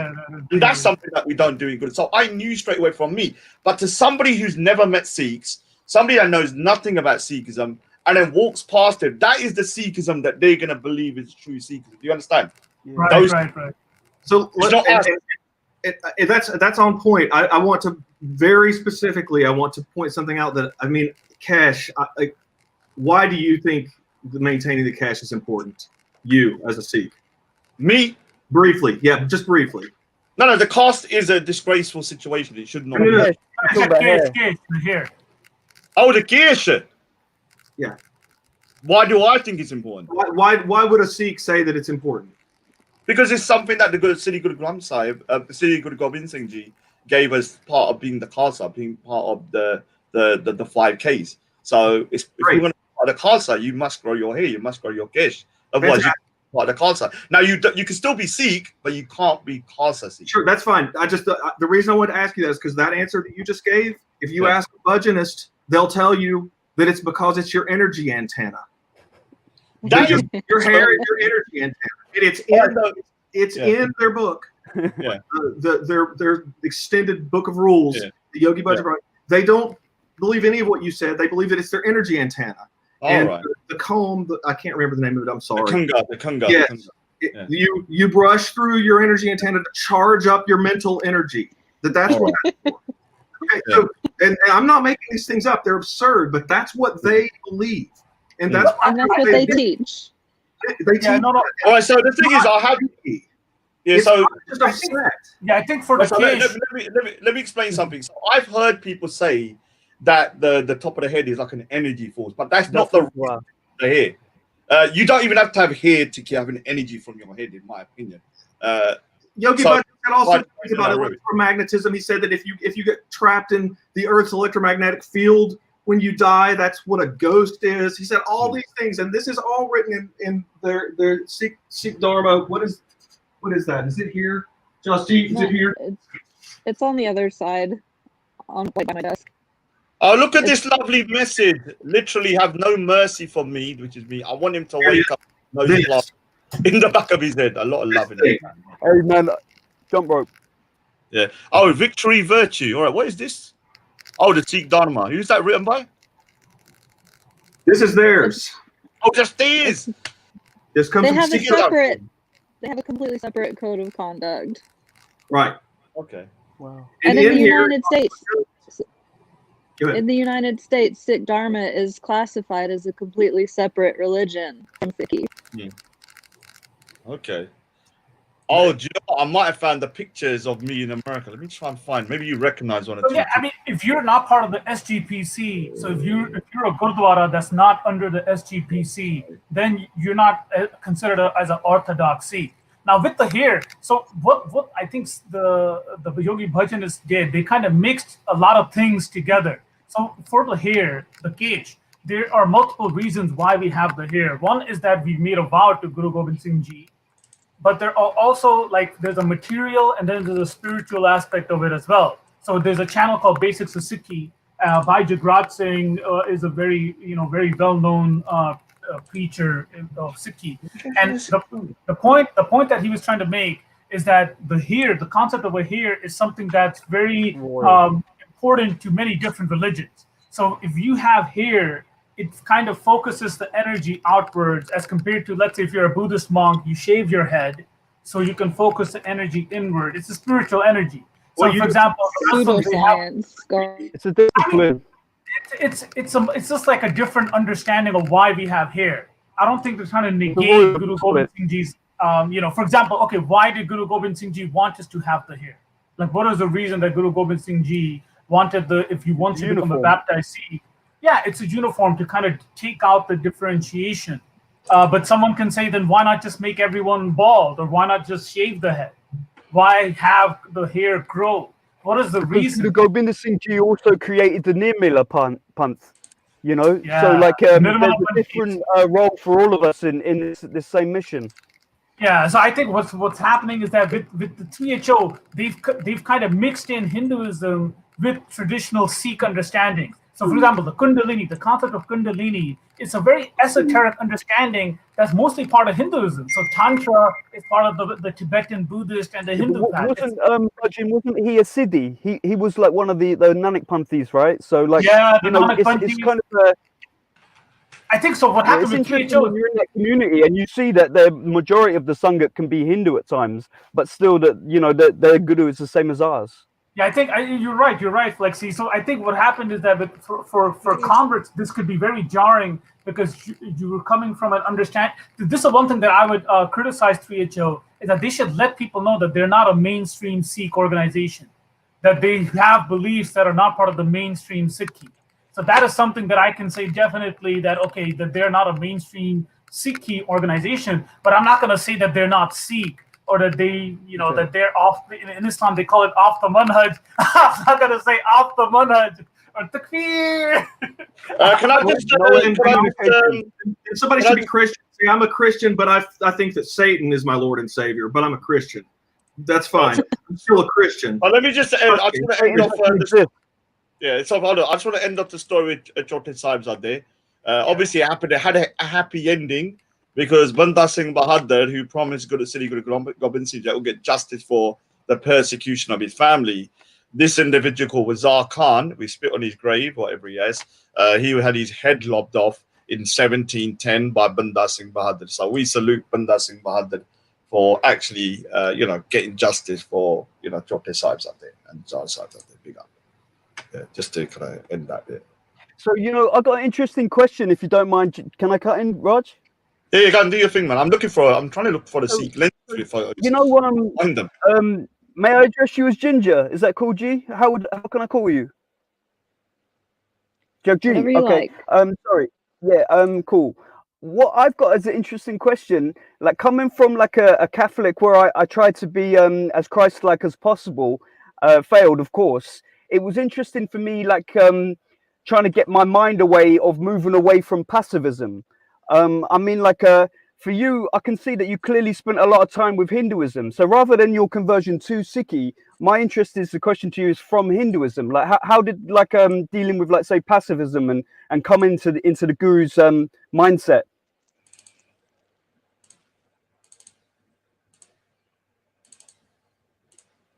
I don't exactly your question, and your audio is cutting out quite a bit. Sorry. Can you repeat? I can give you again. So basically, I saw that you had a lot of research involving Hinduism, and interestingly, myself coming from a Christian background, it was a process where I got my head away from the pacifism of Lord Christ Ji and to the Sansapahi stance of Guru Gobind Singh Ji Maharaj. So, you know, my question to you, rather of your conversion to Sikhi, how is it coming from Hinduism and like that kind of changing your mind to Guru's mind?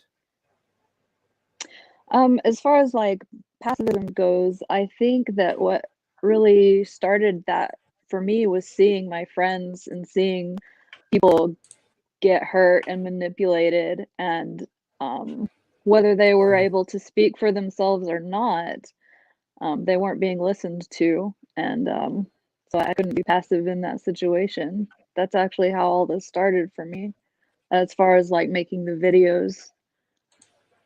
Can I play a bit of your video? Because actually, I haven't heard exactly what you talk about, just for some people understand.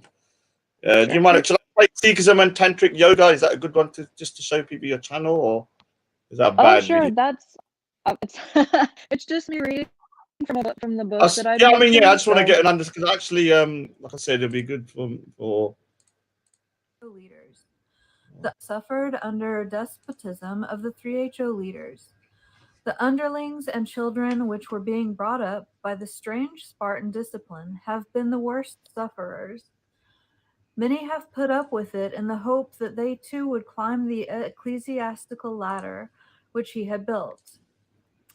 I have recorded these sordid details of many incidents in my memoirs and journals, but I have refused to either encourage or help in the hate campaign of those who wish to demolish him and see him disappear into the air. That is what may not happen, and I hope does not happen. My main concern is with those beautiful souls who still seek the light of the gurus and the purest ideals of Sikhism. So what exactly was you reading? It's called Sikhism and Tantric Yoga, and it was written in 1977, but a second edition has just been republished with more evidence and more information. Yes, everyone subscribe to Jasjeet's channel. Are you saying that? One minute. To everybody that's going to subscribe there, you cockroaches are going to try and like jump in. I'm going to be watching the chat, and I'm going to be telling you, it's up to her, she talks to, but certain individuals, you're demonic, you're evil, and hopefully you'll be, you know, your punishment by God will happen soon. You'll come back as a little cockroach, or actually cockroach on the Forgive them, Raj. No, I won't forgive them. I'm not a good Sikh at the moment, so I want vengeance.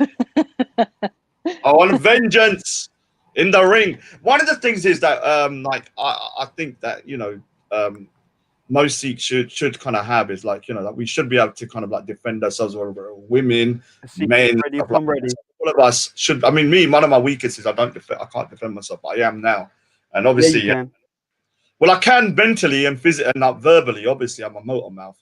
And I got balls of steel. Sorry for that. But other than that, sparrows into hawks. Now I need the fist of steel as well, yeah, so I can start battering some. Let's keep it off negative. I'm getting negative again, man. Sorry, dude. All right, so carry on your conversation. Go on, guys. Yeah, so if they're now okay, again with Tantra, this is, I mean, if 3HO is teaching Tantra, I definitely don't recommend that, because tantric practices. So the Nihang Sikhs do follow some tantric practices. But they do it in because what is tantric though? Can you explain? Because I don't really know what tantric means. So tantra, it's a very ancient practice that goes back to Hinduism and Tibetan Buddhism, and specifically, I mean, there's different forms. Like, I'm not talking about the new age, you know, hippie tantra. I'm talking about real tantra. And real tantra. What is it? No, exactly. What is it? I don't know what it is though. Like, what? You know what a mantra is? Yeah, I mean, is a mantra when you repeat a word. Yeah, yeah. A tantra is when you repeat a I could be wrong. Our guest who's got a PhD in Hinduism might be able to give us a better explanation. But I was under the impression a tantra was a technique, a ritual worship. Yeah, it's a technique or practice that's practiced by very esoteric followers, and usually is followed in a time of war. So it's not something that your average peasant or rinky-dink peasant or farmer should be doing. It's something held, like, for example, the Nihangs, when they prepared for battle and they used to fight in these extremely hardcore wars, they were very small in number, but they used to kill thousands. And the reason they used to do it was because they followed these practices.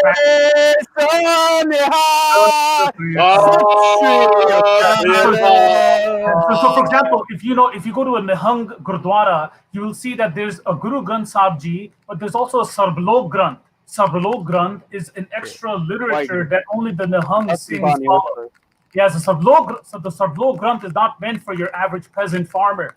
Your average peasant farmer is just supposed to focus on the basics. So these things, so one thing that I can criticize 3HO is that they're doing things that are not meant for the average, Joe. These esoteric practices, for example, Tantra, should definitely not be taught to your average, dude. Even like, you're not doing anything. No, you're assuming that they're using ancient knowledge. They're not. It's just stuff that Yogi Bhajan made up. He called it tantric yoga. I mean, he basically taught them a bunch of sex magic stuff, magic spells for prosperity, sexual. It's hippie dippy stuff with people, like you have men and women doing yoga together. It's all sexual stuff. There's tons of photos of it. Josh G's posted a bunch of them. It's nothing ancient. He always said everything was ancient. He made up Kundalini yoga and said it was technology that was 2,000 years old or whatever. I mean, he lied and lied and lied, and the problem was he used language barrier to take advantage of Americans who had absolutely no, at the time, ability. There was no internet for them, so they couldn't. They had no route to figure out that he was making things up. I mean, and the other thing is, a lot of those guys at the time, were coming at a point, Vietnam, they wanted to be all peaceful, and they saw India as some kind of like haunted land, where these little Indians are all peaceful. We're not. We were lobbing each other's heads off, just as the white people were doing for thousands of years. There's all these crazy people there as well. So I've seen loads of them come over them. Yeah, they'll come over. They'll go like, all this, and behind the scenes, they're like, doing all their little things and stuff. Look, my advice, honestly, if there's any like white guys out there or girls or anyone who's looking to Sikhi, my advice for you, like from my personal experience, is that when somebody's trying to talk about any of the stories, ignore them.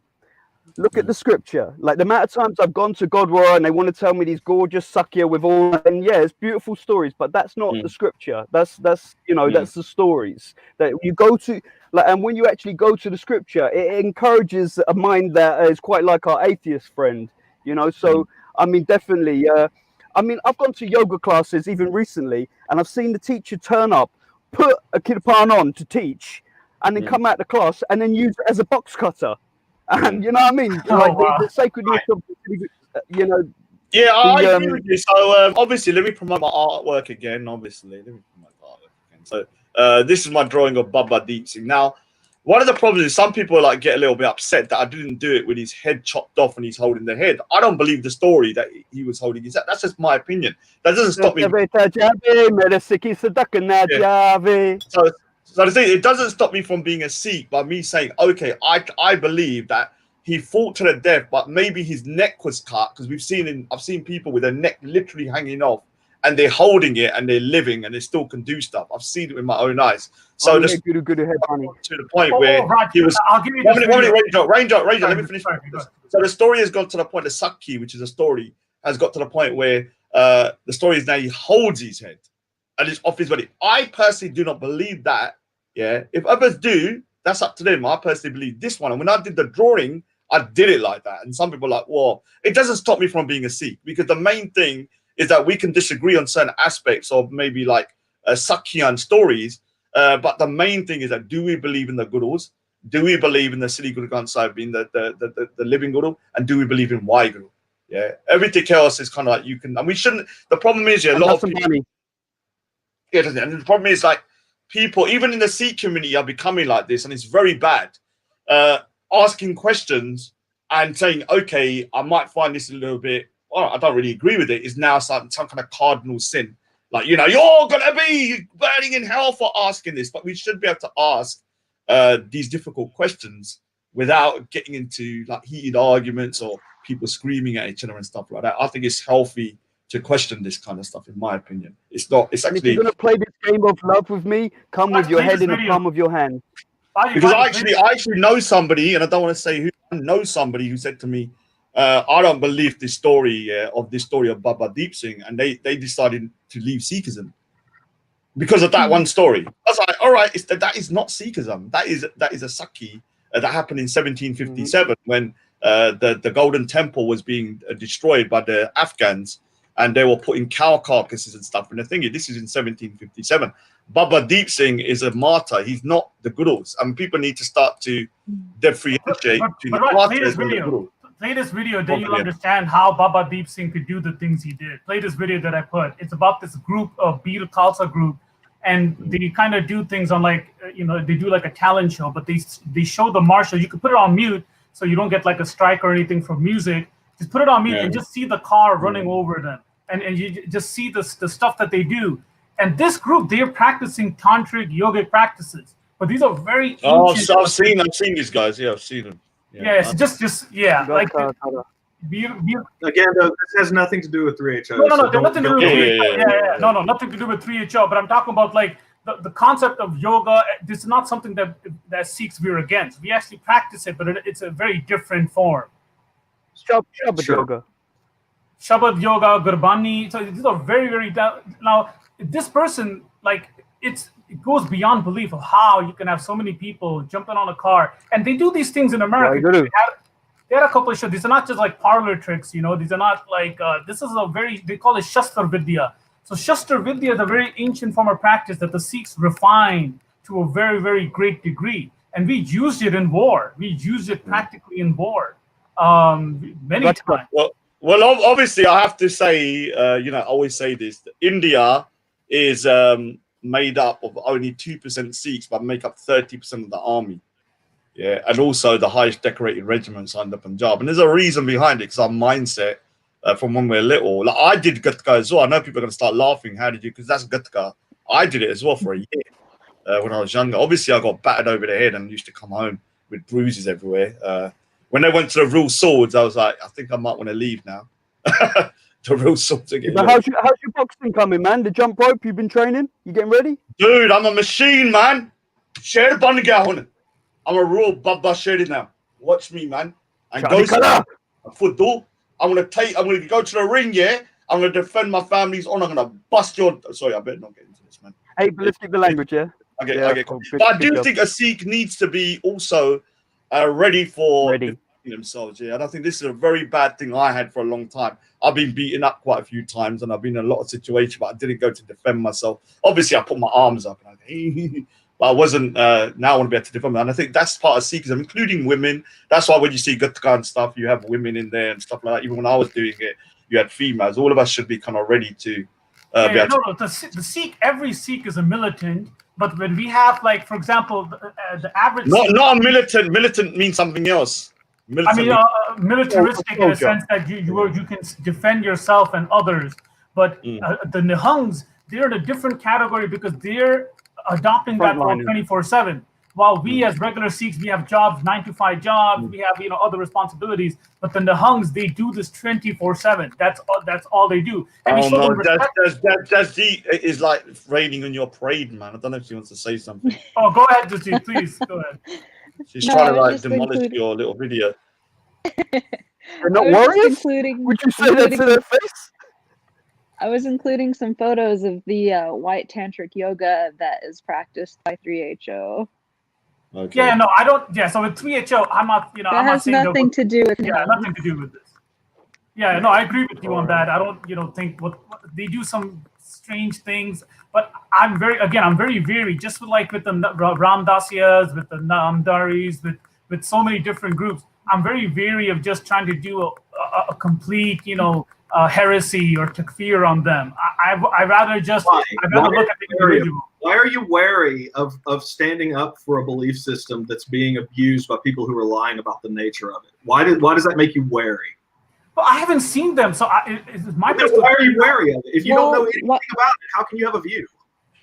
Because I've seen them the Guru advises us not to act in such manner, because we're trying to be followers of the Guru. Yes, exactly what Flexi said. I don't want to, kind of, unless it's clearly against the Rehat Maryada. For example, the guy Ram Rahim Singh, he was saying that he is the living guru and that, he's doing things that are completely against the Rehat Maryada, that are not part of the mainstream Sikhi. So if you are going against the Sikh tenets openly, then you are not a Sikh. So if That's what they're doing. That's An exactly right. example of the guru was to forgive.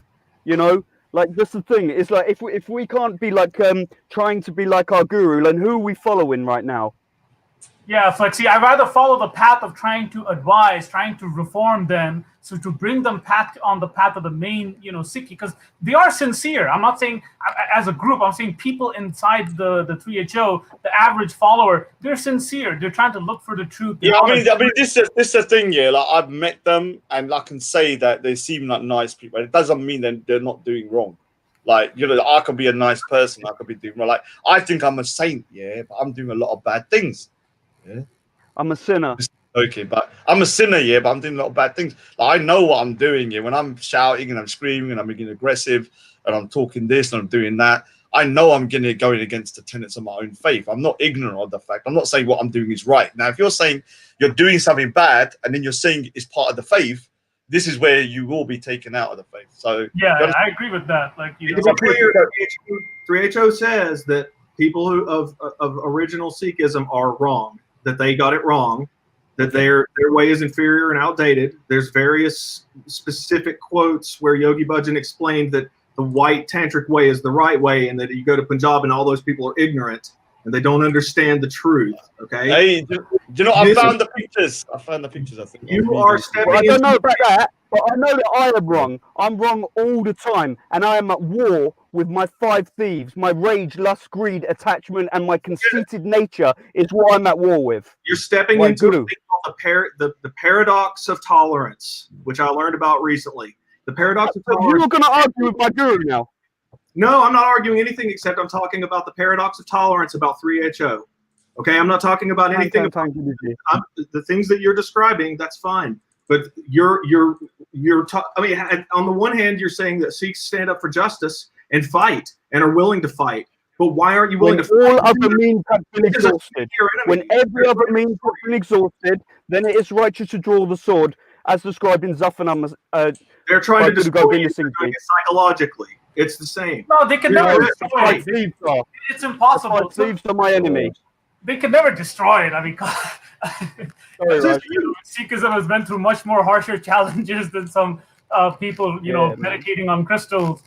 What I'm saying is that everyone is on a journey and a path, and I'm not going to just crap on them if they have some unorthodox beliefs. I don't want to follow the Islamic way or the Christian way where we just declare heretics, and then if you look at Islam, they're blowing each other up because they're not praying the proper way. This guy's praying with his hands down and not his hands up. Sure. And they're literally blowing each other up because of this issue. So I don't want the Sikh religion to follow this Abrahamic path where we're, committing violence or committing actions on another group which are unorthodox, which doesn't fit our narrative. I'm very, very wary of following the Abrahamic way. I mean, just look at there's a channel. If you're the atheist, you should come on G Block.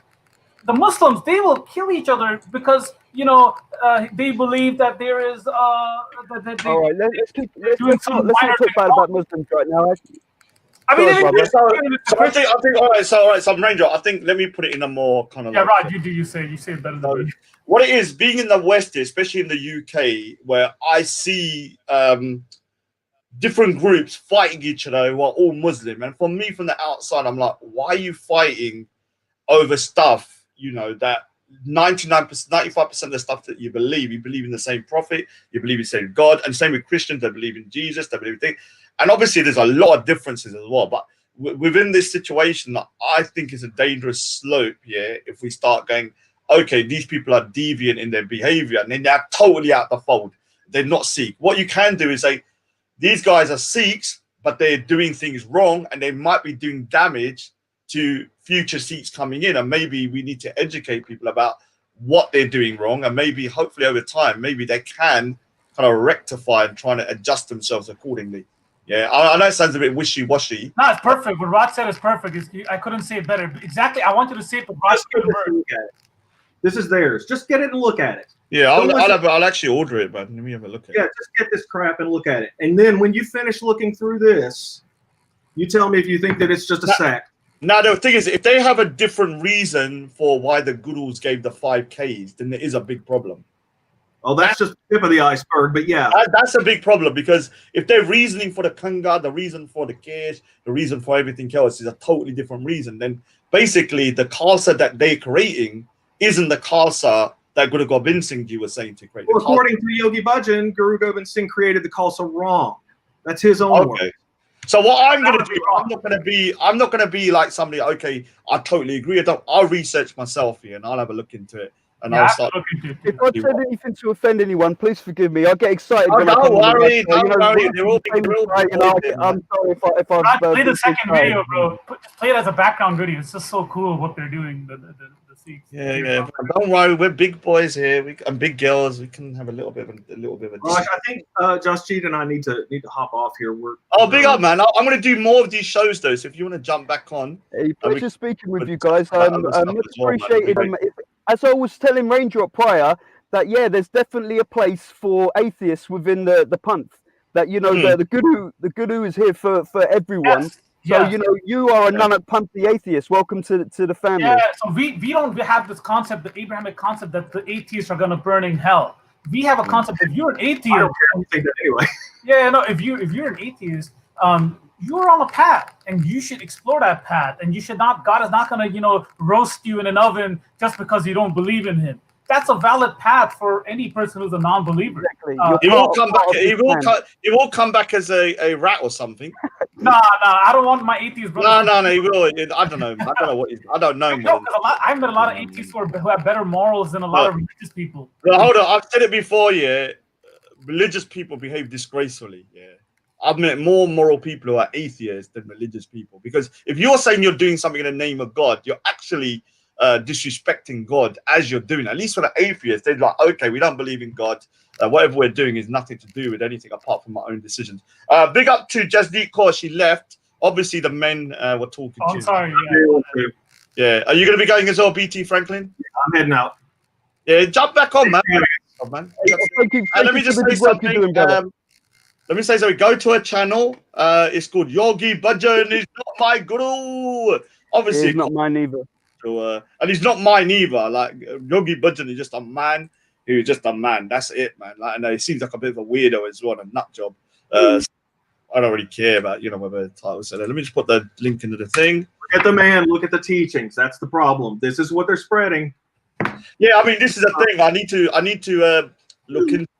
And I'm going to be honest with you. When I see these guys, because I will meet them at some point, I will ask them. And say, okay, what is going on here? Like, exactly why is he teaching X, Y, Z? When we know that, this is why the Guru said to do X, Y, Z. Try to get them to stop saying sat and on to each other. That baloney. Yeah, I actually don't know. I can't remember if they did that maybe they're doing like when they met me, they gave a false kind of thing. I'm pretty sure I said he called to them more. Believe me, I tell you, that's what they say. Anyway, I gotta go. So anyway, big up yourself. Well done. Take care, man. All right, he's atheist though, Flexi. Yeah, but he's with the Guru, man. Like, clearly, look how much the Guru is like inspired him. Yeah, it was a good show, man. If we could do more of these, obviously, we need guests and stuff. Like I said, go and actually let me watch one of her videos, man, for a minute. Because actually, I'll be honest, dude. No offense, Flexi. I thought let me just watch. I think I watched one video. Let me see which one's a good video. Oh, how I discovered Sikhi final. So. Yeah, that's a good one. Give her a little bit of a plug. Oh, here's little old BT. Let's get BT in this one as well. Then, like, we know him now, innit? Why don't we get BT? No, should we just do it by itself? Let's just do this one then. And turn it in. This is Jasdeep Kaur. That was just on there from Mexico. Let's have a look at the video. People sub to it. Let's say final straw that made me stop going to Guru Nanak Dwara completely. I mentioned last time I found the work of Gursant Singh on YouTube, and Gursant Singh posted links Big up Gursant Singh by Philip D. Slip from Maharaj to Mahan Tantric. It's an academic paper talking about how Yogi Bhajan created his persona, and he also put a link to a PDF by Trilochan Singh. It was a book written in 1977 called Sikhism and Tantric Yoga. That book is an indictment and a criticism about Yogi Bhajan and how he created his fake ass persona of this yoga guru. He called himself a Mahan Tantric, which like what? I read that book, Sikhism and Tantric Yoga, in one sitting over one night because it was exactly what I had been looking for somebody to say, this guy's a fraud. He's teaching things that are anti-Sikh, and here's the evidence. So that PDF was available online, and I wanted it to be available as a book. It was originally a book, but I couldn't find any copies. So my husband and I spent many long hours formatting that PDF so that it could be printed as a book. And we got it published by Amazon, Barnes & Noble, on Kindle, Okay. on Nook, internationally, everywhere. We made sure that anybody that was searching for that book would be able to find it easily and order it. I also made sure that I didn't make any profit off of that book because it wasn't mine. I just wanted to make sure that it was available for people. In fact, I bought many copies out of my own pocket just to give to people that I thought might want to read it. There's a second edition of that book with much more information. So if you're interested, please read the second edition, not the first. As soon as the second edition came out, I pulled the first edition from publishing. Now, how does that lead into the final straw? I got that book into print. I ordered a copy as a proof, and it came in the mail. And I posted a picture on Facebook, and I said, look what came in the mail today, and 3 little party face emojis. And that's all I said, with a picture of that book. That's it. She looks a bit like. And later that same day, I got a message from somebody from Guru Nanak Dwara that said, if you post things like... Okay, big up to the Holy Mother Mary. And BT. She looks like what's it? My buggle. My buggle. So, all right. So, what we'll do? Go on for another like 20 minutes or so. Yeah, I'm reading about the 3HO, on Wikipedia. So, there are some crazy things. So they had like some scandals, like sex scandals. They had some, Look, I'm not trying to defend 3HO, the movement. What I am trying to do is trying to make sure that the people who are the average Joe, the person who is in 3HO, the follower who's going to yoga classes or, who's trying to become a good Sikh, I'm trying to defend them. I'm not trying to defend any organization or like defending any, guru, like budget. No, I mean, my issue is that it's because I've met them, they seem like nice dudes. So I have to detach myself from them being nice people to them teaching the wrong things. So obviously, this is me, fat there. But you're looking at. You look 10 years older there, man. Yeah, I was like, fat. I was like 15 stone there. So I was actually in LA then, and the person filming me, one of the main guys. So I did a different important one for me. Really, really kind of connected with Guru Gobind Singh Ji and Baba Ajit Singh. Yeah, I put the turban on. When he's holding him as a baby, he said to my mum, I want to do something completely different. I want to show the intimate portrayal, not literally. I sound so nice, don't I? Like so sweet. Baba Ajit Singh, but Father. Posh Raj. That was the one that really kind of like made me feel like, all right, I'm back. That was that double, triple chin. And then I felt like a Sikh. Yeah, I mean, it's very strange because I remember 5 years ago I was saying that. What was your weight then? That was 15 stone. I'm 14 now, and I'm going to get down. What is 15 stone in pounds? I got to look at it. I don't know. So basically, I was 15 stone. So that was just before I went Speaker's Corner. Yeah, I think it was like a couple of months. I was 15 when I went there. Then when I went Speaker's, I was 15. Then I went down to 12 stone. I don't remember when I was skinny, Raj. Let me just prove I was, because people are saying I'm lying. I went skinny, Raj. I was out in the rain making you in the snow on Christmas Eve making you a jump rope video. So like, how's that going? Let me play that as well, man. Let me play that as well. Give me the link in the side, please. Yeah, I think so. What I know about the 3HO, right, is a lot of people, especially converts, they're kind of introduced to Sikhi through the 3HO movement. and that's kind of a sad state of affairs. It's kind of an indictment on us as natural born Sikhs, because we really don't do any, outreach, or we don't really have any Sikh prachar. I mean, it's not like we're a very insular group. So when you go to the Gurdwara, someone who's not a Punjabi, they can be very intimidated because everything is in Punjabi. No one is really, talking to you. Can I jump in right there? Because you just made me think about the great Jagraj Singh Ji's wife.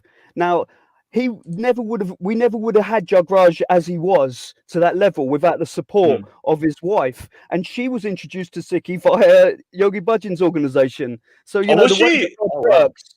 I mean, and she's a real person. Like, no, pardon me, sorry, man. No, you're right. Sorry, Flexi, go ahead. I'm sorry.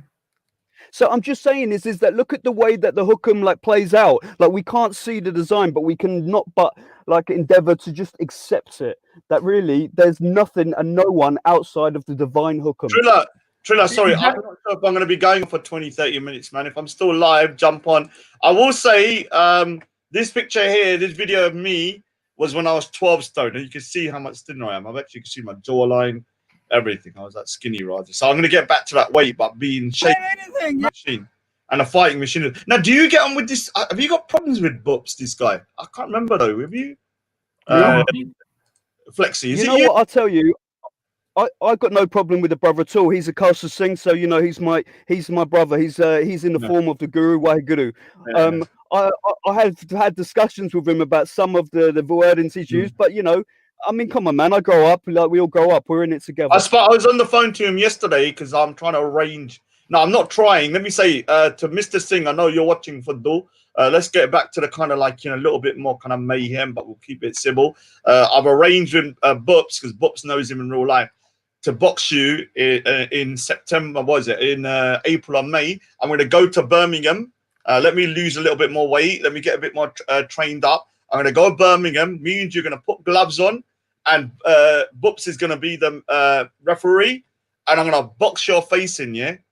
I'm going to box your face in for the stuff you've been spreading about my family and stuff, yeah? So make it happen. Don't be a foot though. I know everyone say, Raj, you turned into a maniac.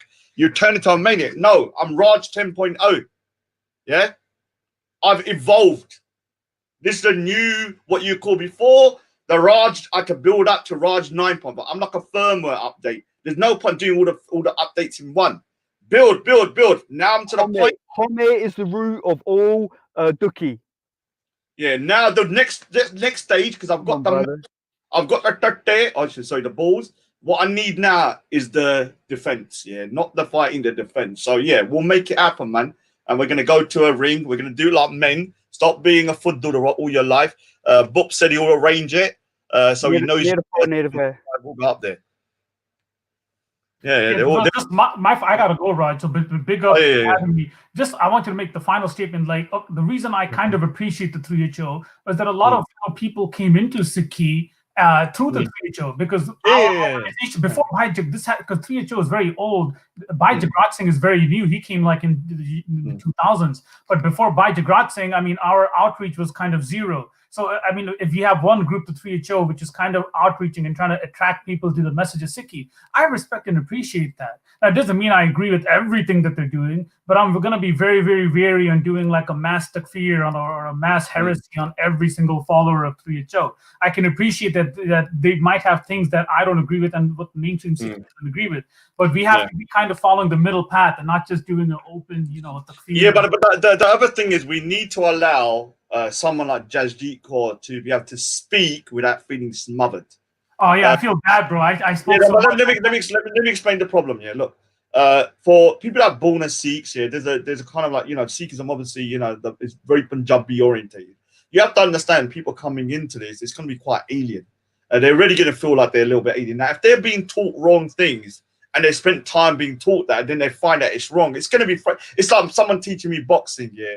They give me all the wrong stuff, and then I find out a year later it's wrong. I've wasted my time.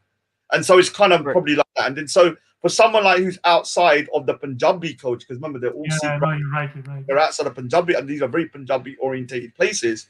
What happens is that as soon as they speak up, they're going to be seen as being kind of like shit stirrers, basically, stirring the pot. But if you don't let them talk and be able to express themselves, what's going to happen? They're going to say Sikhism isn't for me, and they're going to leave.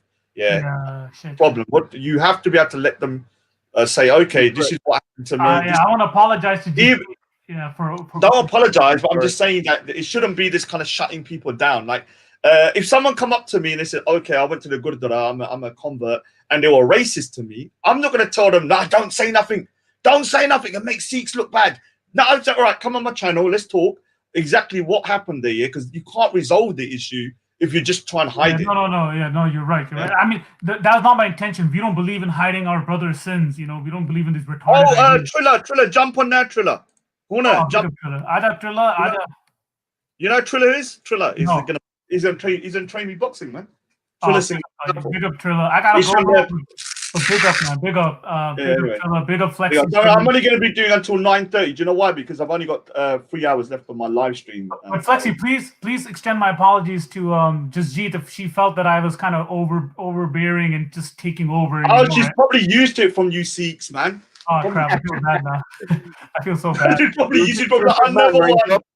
Another one. No, see, I'm like, I was the only. See, this is why people. No, but I haven't been online for like months. So people don't appreciate how much good I'm doing. Like I'm like a saint. I've met someone there's never seen. And you've got no ego at all, none. I got no ego, man. I'm just a great brother. You've been online. I haven't been online in months, so I have. But let me say something. Look. You know, it's like, I'm not saying I'm trolling a bit, but I know never Sikh convert at the speaker's corner. He doesn't wear a bug. He doesn't. I don't go out thinking like, I'd say, dude, man, you're on your own journey and stuff. Sometimes he apologized to me. I'm like, dude, why are you apologizing? Like, I'm not even fully practicing Sikh myself. You're on your own journey. When you're ready, you do it. But there's probably other people that say, oh, you can't be Sikh because you don't wear the bug. You don't do this. You don't do that. Where they're outside freaking. Where's my beard? Where is my beard? Yeah. I mean, I'm a hypocrite in a way because I'm growing my beard here, but I'm trimming it, which is worse. In a way, if you think about it. I mean, it doesn't like. Can I just say something inside? Yeah, can I just say something to Ghost here? Don't try and contact that lady, because if you do, what I'll do, when I box you, I'll bust your freaking dunda, every single one of them, every single one of your tooth will be on the floor. Don't be such a pervert trying to chat up the woman and stuff. Leave her alone. All right. I'm just saying, because the guy's saying he's going to talk to her. I just wanted to make sure. Well, here's a little trigger warning for my Muslim and Hindu brothers, right? Don't get excited, but Ram Rahim Quran Quran Anikkahi par ik na manyo. Ram Rahim Quran Quran Anikkahi par ik na manyo. So let's go on to something more important. Oh, so do you know what, Trilla? Have you got something you want to say about 3HO? You know Raindrop, don't you? Raindrop? No, I don't know him. It's the first time I see him on the show. Speak to him, man. So just introduce yourself, Raindrop. Big up, buddy. Third most hated Sikh in these YouTube streets. Oh, cool. First, Manny Cinder second, and Raindrop third. I think I'm number 2, Raj. Do you know Flexi? No, kind of. Maybe. I don't know. No. That's the first time I see him now. Yeah, it's the first time I see him now. Yeah, he's a your screen hasn't.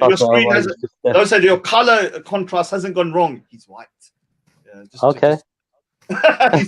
He's probably thinking, oh, what's going on here? Oh, I forgot the tone of it down. Yeah, don't worry. So I brought this as well. So I'll talk to you about the boxing and stuff because I've been training quite hard for the last Yeah. So, I've got some equipment as well. So what do you want to say about You know what? Let me start with this, Raj, because everybody started off with their little journey, or their big journey. Let me start off with mine, right? I said, let's say Waheguru Ka Khalsa, Waheguru Ki Fateh first. Waheguru Ka Khalsa, Waheguru Ki Fateh. Yeah. So when it come down to it, right? I didn't know much about Sikhi. I grew up in a Sikh family, right? My entire life, right? My mom and dad, they done part. My dad does part all the time. My mom does part all the time. But me, I had a little Judah, freaking when I was young. What Judy is one of those little bobbles. Yeah, you look really cute and stuff. Yeah, used to have my mom tie my hair every morning before I go to school. Show us a picture. You mean Judah? Yeah. So like, what happened was I already discovered Sikhism properly when I was about 16, and How old are you by any chance? So just have a good idea. Yeah, I'm 35 now. Okay, so you're right. So Yeah, I'm 30. I'm 36 in January. So yeah, soon. Yeah, big up, man. Big up. So yeah. Anyway, like I basically went to India for the first time that I could remember. I went a couple of times when I was a kid. But yeah, so like I was just so bored. I picked up a book called "The Lives and Teachings of the Sikh Gurus" by Kartar Singh Dougal, and yeah, it's really good. I recommend it to anyone. Honestly, it was like it was just it was a page turner for me.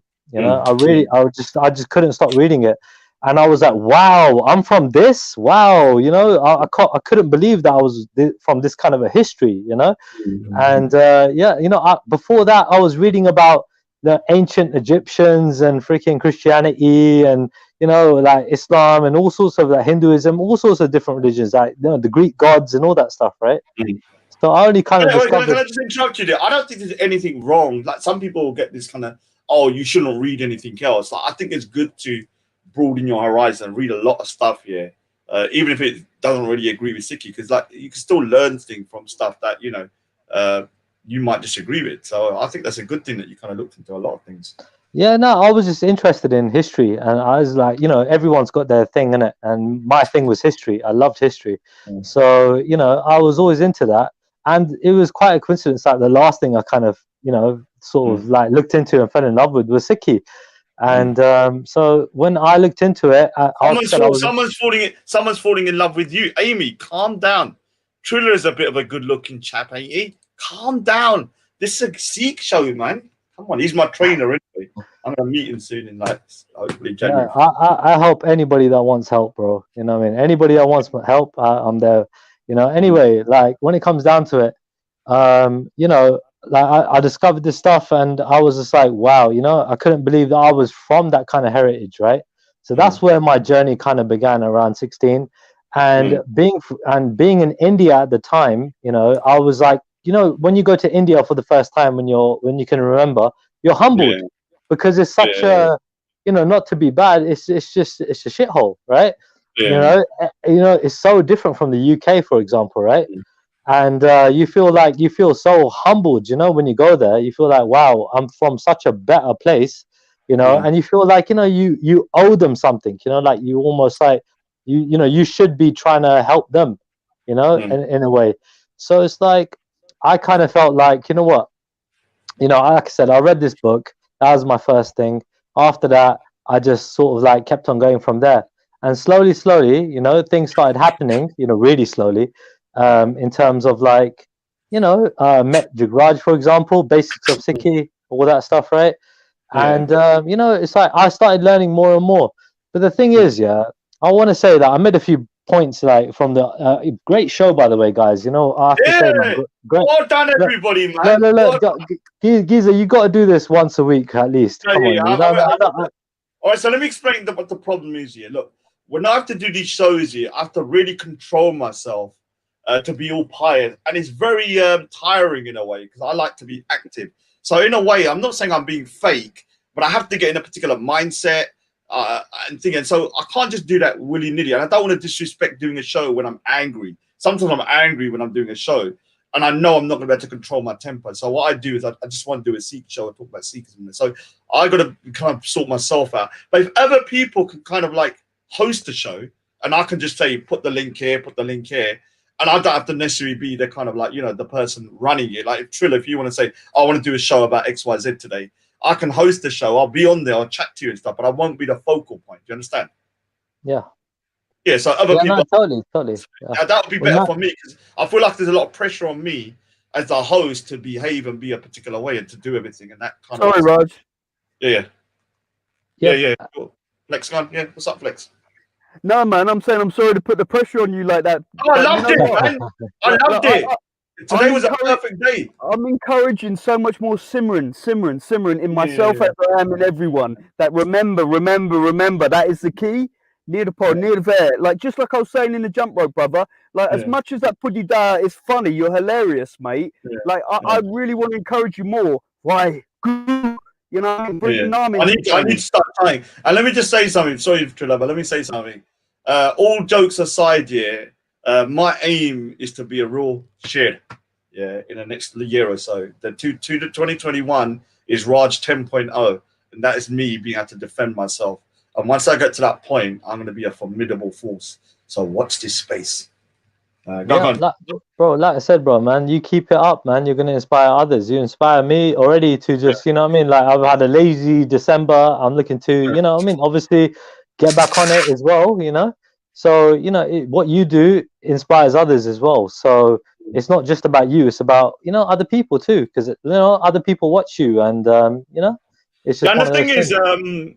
you know, I get a lot of negative comments and stuff like that. Oh, Rod, you can. Do you know what? Yeah, what people don't understand, the more negative, I'm the type of person, the more negativity I get, the more it pushes me. So there's been times when I'm training and I'm like, I want to give up, yeah, because I'm getting knackered because I'm so unfit. And then I think to myself, no, don't give up. Go the extra mile because that person said you can't do it. And I'm going to show that person I can. So what I've done right now, just to show you going off topic, I've actually brought this bag. Yeah, it's hanging on the fence at the moment. This thing's useless, though, if I'm being honest with you, Trilla. This bloody thing here. Bro, how much is it? How much is? Well, that thing. Okay, cool. But at the same time, you know, whatever works for you, you just gotta punch with your weight. You know what I mean? So like me, I got like a 40 kg bag. You know, So, it's like you know, like I saw some comments here saying like you gotta hit a heavy bag, right? But bro, if you hit a heavy bag, you might be really put off because you know you might not be able to make that move when it comes to a really heavy bag. You know, I understand my limitations. So, I've trained before, so I know I have to sort of like go at the bottom and don't run before you can walk. Because if you try and run before you can walk, you're going to get put off and you're going to give up. What you have to do is gradually. So originally I was doing a 30-minute routine when I first started last week. Now I'm up to like an hour already. So I'm doing these reps and I keep on doing the reps. I'm running it because my garden's very big, obviously. I can run. I'm now doing shadow boxing as well, which some people are saying that it's best to shadow and trying to imagine someone there. And, you know, you understand? Like you're walking around. So I've got a big area that I'm actually walking around and actually, you know, pretending that someone's trying to punch me. I'm quite good at I saw another guy saying on your comment when you made the last video about when you were doing the boxing, like, you know, be on your toes. Dude, it's not always about being on your toes. When I went boxing, you know, they always told me stay on your feet, you know, slide your feet, you know. So that was coming from guys that were like, you know, old school English boxing, you know what I mean, kind of guys, right? So it's like some guys might be like, yeah, on your toes, yeah, hopping back and forth, right? Other guys might be like, look, stay grounded, you know? All right, so that's actually a good time for me to show what's it? Where's your bloody thing, man? Did you put jump rope? So big up to everybody helping me out, man, because Triller said you better still be up for that. You know what I said, if you train me, I'll do your parents' portraits. Well, you know what? I mean, the gentleman clearly knows what he's talking about, so you're in good hands, my man. But brother, not that I'm arguing with you. Wouldn't you say that seeing as Raj hasn't really got on his toes, it'd be a good idea for him to like now, like, you know, get on his toes? No. Well, what it is here, let me say something. I've been obviously I'm trying to skip and stuff. I don't want to look for me. Like when I'm running and stuff, I'm so fat at the moment. Like so I'm not going to show that bit until I'm up to a certain standard. So I'm doing a lot of reps back and forth and stuff. My God, my garden's quite large. And then what I'm doing is a routine, like a rep, like I do like. So basically, what I'm doing is like the other thing is the other day I messed myself up for the whole day. I didn't stretch. I didn't drink water. I didn't eat afterwards. So what I did, I just went straight into it, and I literally fell asleep for like 5 hours. So what I'm doing now, what I did now is that I drink loads of water. Yeah. I stretch before I do press ups and I stretch for 5 minutes. Then what I've done now is I've got a repetition. So I run back and forth in the garden. Then I go to the bag, or what before was the wall. Then I do a bit of shadow boxing. Then I go back and do the run. Then I do some press ups. So I'm doing that in like reps. It lasts around an hour. I have like a 5 minute break in a bit. And then afterwards, what I'm going to start doing in the future is going to do skipping. So the thing is, big up to Flexi for doing this. Let me just play a bit of it, man. Because obviously, you know, I've got to appreciate him telling me.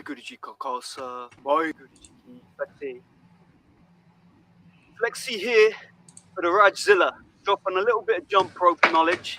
I must like you, mate, because it's just Christmas Eve and I'm out here jumping rope. But thank you. You're inspiring not only me, you're inspiring many people, and you're not just doing this for yourself. Brother man, we're with you. in the beginning, you need to. Yeah, well, go for it, see, but you're just showing all the tips and then he's skipping Big and up stuff. Flexi, man. He's in shape. He's in good A shape. little bit more confident. I Yeah, wish, skipping man. it easy. Skipping it easy. Yeah, I know. He's a dancer for God. Have you not seen his The jazz moves are sick, bro. Like he used to teach trick Russian dance. Are you still there, Ray? I forgot. Yeah, I'm here. Yeah, so You know what I wanted to say, brother? Are you serious? Yeah. I used to work with post the Rick video in the India back for a little chat. bit, but that was long Post the before I video turned on the 50. side. But you know what I wanted to say is that my old broken body, when I run, it really hurts. But if I'm up on my toes, skipping like a little ballet dancer girl, you know what I mean? There's far less impact, you know what I mean? So old boys like us, sometimes we can't really be striking with our heels, man. We fall apart. So the thing is, like I'm saying, I appreciate everybody's support, but I also appreciate the hate. I love the fact that people are laughing because let me tell you something. I love that because when people say the first video was called Zero to Hero, and you don't understand the point of the video. If you think that's a video of me showing that I'm an amazing boxer, no, it's supposed to make me look like a prick. And what I want to show in like 6 months' time, that video. You need to try hard for that one, mate. So zero, I know. So zero means that I'm at zero at the moment, yeah. And I'm what's that? You got to do a Rocky team jumping on the stairs. No, yeah, no, but I'm gonna do it. Put the jack on there, balloon there, bakare. I wanted to mix that with the Rocky Ride, the Tiger and stuff. I've got Triller. If he's still up for it, I want to go down south for like whatever time I can go down. Bro, you got to get that negative test done, mate, first before you come down. Yeah, I'm doing. Yeah, I know. I need to. So that's gonna be. We won't do that until next month. I need to get a negative. I've also found a boxing gym which is full of Sikhs, local, owned by. Now people are gonna say, why do I want to go to a Sikh gym? Yeah, because let me tell you something. If I go to a gym in my area, which is Waltham Forest, when people find out I'm in that gym, it's going to be packed with people wanting to fight me. Yeah. I'll be like this. Oh, yeah, we're going to get in the ring with it. So for me, I need a gym where I know one of the guys, but I want to say too much. But basically, he knows the owner. So I know that, yeah, there's none of these shenanigans. That the person that owns the gym is actually a Sikh. So, yeah, I'll go. It's not that far. You know what? Yeah, my sister lives in Plaistow. Yeah, apparently, you know that guy. Who's that black guy who is well famous on YouTube? You know what I'm talking about? The young guy. Go on. Oh, freaking hell. I forgot his name. He done the boxing thing as well on YouTube. Oh, KSI or something. KSI, that's it, yeah. Oh, is he goes from this area? He went to Plaistow gym. He went to a proper hardcore gym, yeah, in Plaistow. You know, Plaistow's a shithole, right? Yeah. And freaking, you know what I mean? He just went there to do the proper training before he started going Mayweather gym in America, right? Yeah. And you know what I mean? I'm telling you, bro, like stuff like that just go down. You know, I know they're packed out. They're going to be packed out. But obviously now everything's closed anyway. You can't go, yeah. But you know what I mean? Like when things start opening up again. No, I've got. It's literally like 15 minutes away from me. I know one of the guys that I know quite well. He goes there, so I'm going to go to that gym. It's not that far. But gyms are closed, right? It's tier 4, right? No, not now. So everything I'm doing for now is just preparing myself so I can go to a gym. So yeah. Cardio up, trying to get a basic technique, trying to just be able to do the basics like a bit of scrimmage. So when I go there, then obviously I'll go there, not going from zero, because right now I'm on zero, and I'm going to be a hero. Yeah. Talk the for man. And the thing is, to everybody out there, whatever you get from this, if I can box Go Speaker's face in, and break his dund on his nose, that's a bonus. Either way, I'm going to do it. Because I feel much better just from 8 days doing it, I'm waking up earlier, I'm sleeping better, I feel better, just overall, and it's just something that, exercising and stuff, just gives you that little bit more kind of, I don't know, just clears your brain as well, when you're doing things, if you got a lot of stuff. So I'd recommend you reading some Barney? I need to do Barney at the same time as well. This is something that you need to teach me. You need to do a video of that as well. How do you do Barney? Because the problem is when I'm doing it, I'm thinking of people that I want to beat up rather than thinking about peaceful stuff. So I need to get the. But they're saying that you should be in control. You know, it's like hitting with anger. It'll wear you out. If that's what I'm saying. When you're calm, that's going to be a lot. You know what I mean? You're going to save your energy. Yeah, I know that already. When I'm doing stuff and I'm hitting it with anger, I know it's taking a lot of energy out of me in terms of that anger. I need to be able to control like a machine, like almost like a robot that's emotionless, and all you're going to do is just defeat your enemy with no emotion. But you just go in there, just go ta ta ta ta ta. Now, like I said, either way, I'm going to be training and stuff. I'll be doing like a video like once a week and stuff. I might upload one tomorrow because I'll be honest, I like the punching bag. It's in a weird space. I might have to construct some sort of ceiling somewhere because I've got quite a big thing. I can put like a patio thing there and then I'll hang it off. But at the moment, it's on the wall. There's not much I can do about that. And that rubber dinging thing, whatever it is, that rubber thing, is like some freaking giant. I better not say, but it's like some stupid. It's just silly. It's just like for looks. So it wobbles all over the place. Freestanding punch bags. I hate them ones. Yeah. You hate what? It's the freestanding ones. I like the way yeah. Let me just show you what I mean. Yeah. So the thing is, right now, I've got the punch bag on the wall. You know that wall that everyone's saying, Raj, you're punching the wall. So right now there's a boxing bag on there. Yeah. How much does that weigh? How much does that weigh? That one? At the moment, I've just temporarily filled it with loads of copper and stuff. You know, pushed it down. But I'm gonna get some sand, put sand in there, or someone said sawdust. Do you know how much it weighs though? I don't know how much it weighs. It's just roughly. Okay, cool. So you like for you, I would say like I can pick it up here, but it's heavy. Yeah, I mean, I would say about 40 kg minimum for you. You know, you want to be getting minimum 40 kg a bag, because and about maximum about 60. I wouldn't say more than that. Yeah, and this particular thing here that I brought, I don't know. I mean, it looks good, but it's wibbly wobbly all over the place, like a giant goddamn. God knows what it is, man. So I'll probably give it back, to be honest. It's kind of pointless. I don't know at the moment. So yeah, like I said, started. All I need to do is to just what is it called? And Ghost. So this is the guy Ghost here. Ghost. Let me say something to you. Just be a bunda for once in your life, man, dude, man. Even your own Muslim brothers are laughing at you that you're not gonna fight this little fat Sikh. Let's make it happen in March. Yeah, no mask. We'll have cameras. We'll have a bit of fun. We'll make money for charity. That's it. It's fine, man. We'll do it in March. I don't know how many rounds. It depends, depending on how thingy I get. Let's get back to a bit of because I've only got like maybe 10 more minutes. So what do you think about the FHO stuff? What's your opinion on that? Are you asking me? Yeah. Yeah, because I didn't hear it. Or did you already? Yeah, all right, cool. So look, all right. I don't know much about 3HO, but I know a little bit, right? So from what other people tell me about 3HO, a lot of these guys are probably converts as well, right? You know, when it comes down to a lot of them are white guys coming into, you know, Sikhism, right? So let me talk about Yogi Bhajan Singh a little bit. Now, obviously, I don't know that much about a lot of things, yeah? Like, especially about Sikhism, I only know a little bit about stuff, right? But when it comes down to what I know about Yogi Bhajan Singh, one thing I will say about him, he done Pachar, right? And he's talking about Sikhism, right? And he might not be talking about things correctly. I've not watched all his videos. I've not watched the majority of them. I've seen a bit of his stuff, you know. And you know, a lot of people would agree with what he says when it comes to certain things. Like, you know, you mentioned about the hair and the antenna thing like that, right? You know, like some people were dissing that in the comments and whatever. Yeah, I've heard that as well. Yeah. But you're not. I think you're misinterpreting what they were trying to say. So the reason the Guru told us to grow the hair was for a different reason. It wasn't just that. So some people, what they're trying to say is Yogi Bhajan and them. So that was the sole reason, was because it's an antenna to grow your hair. I remember seeing that video as well, right? And that was years ago, by the way, like 10 years ago. And but they you know, it's a thing where they still talk about it today, right? And the Pacharics, even in Basics of Sikhi, will blatantly say like it's kind of like scientific in a way. Do you know what I mean, right? To say that it's a way of connecting to God and covering our head. They call it a Godhead.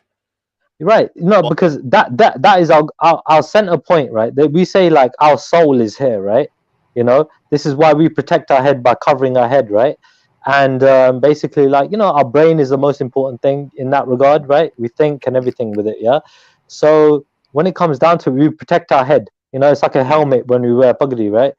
And so when it comes down to it as well, Yogi was trying to say that we're trying to channel our thoughts by covering our head. When we don't cover our heads, we can sometimes be in tune to other people's thoughts, right? That's what one thing I remember him trying to say, right? And I was like, interesting. Do you know what I mean? I don't know, but yeah, maybe. Do you know what I mean? So he's saying like sometimes you might have some kind of perverse thoughts.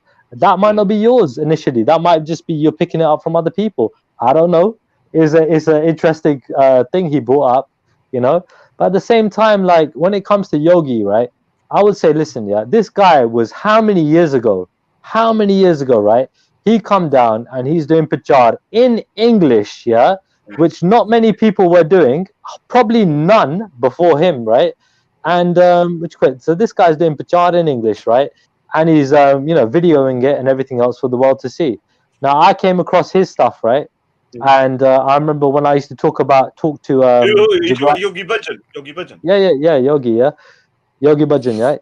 So when I used to talk to Jagraj Singh, yeah, I would bring up certain things that Yogi Bhajan said, you know, things like this, things like that, right? And you know what I mean? We would talk about things, you know, that he might have said, right?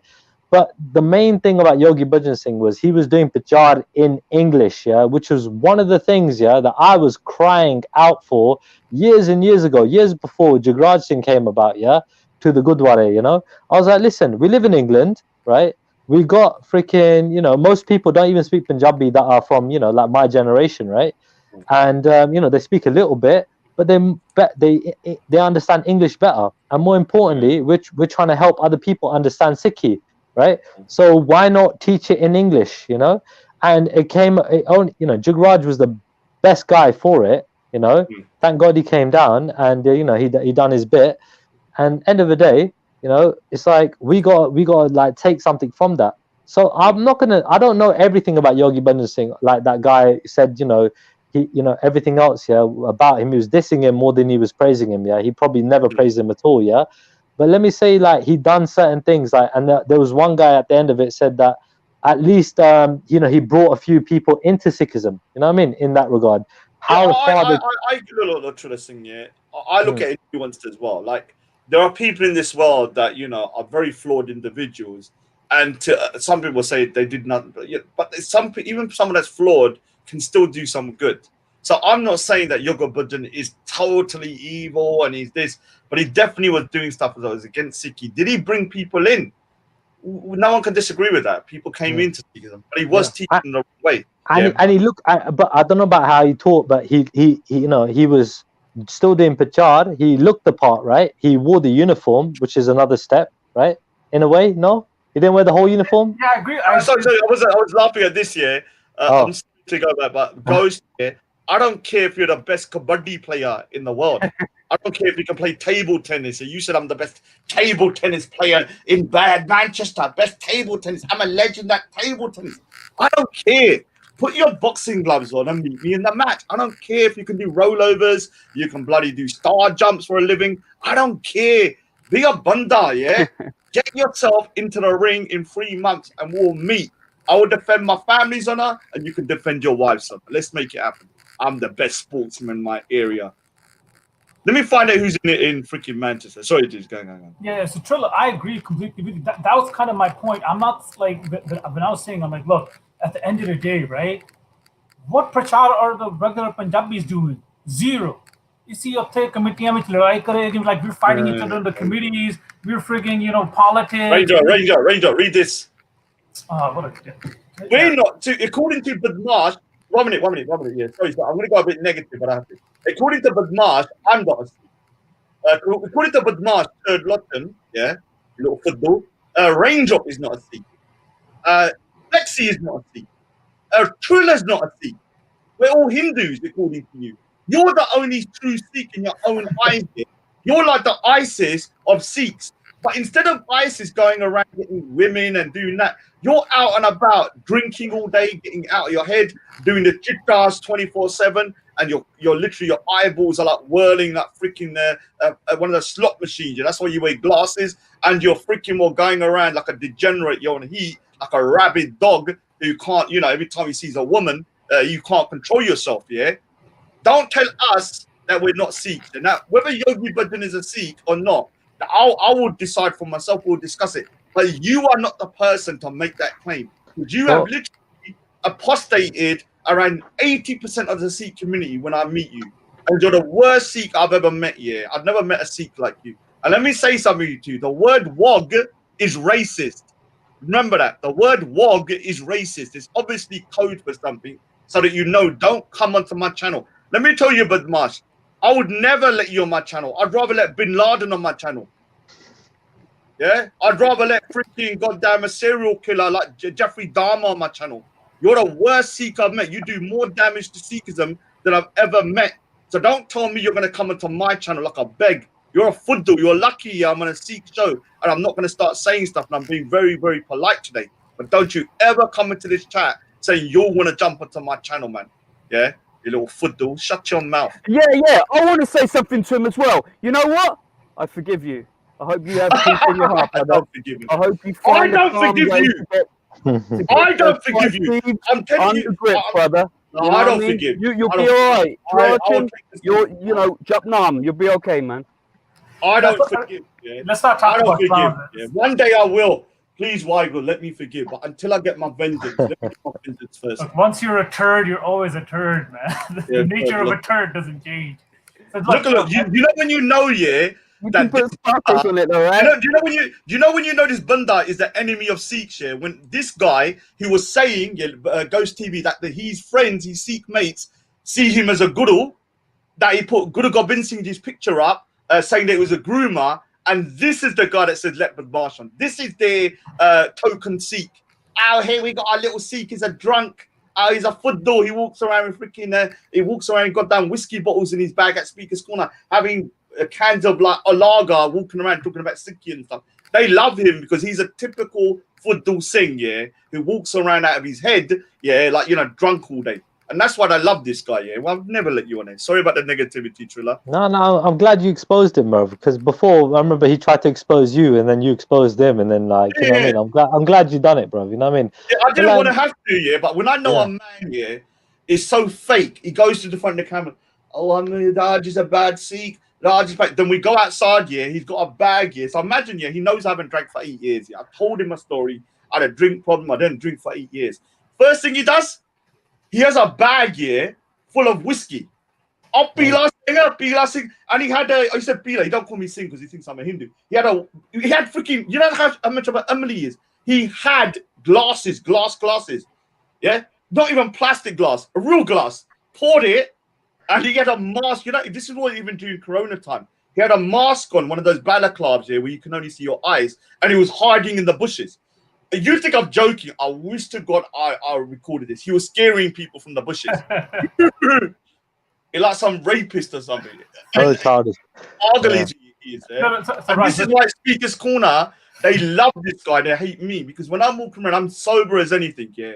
I'm direct. This guy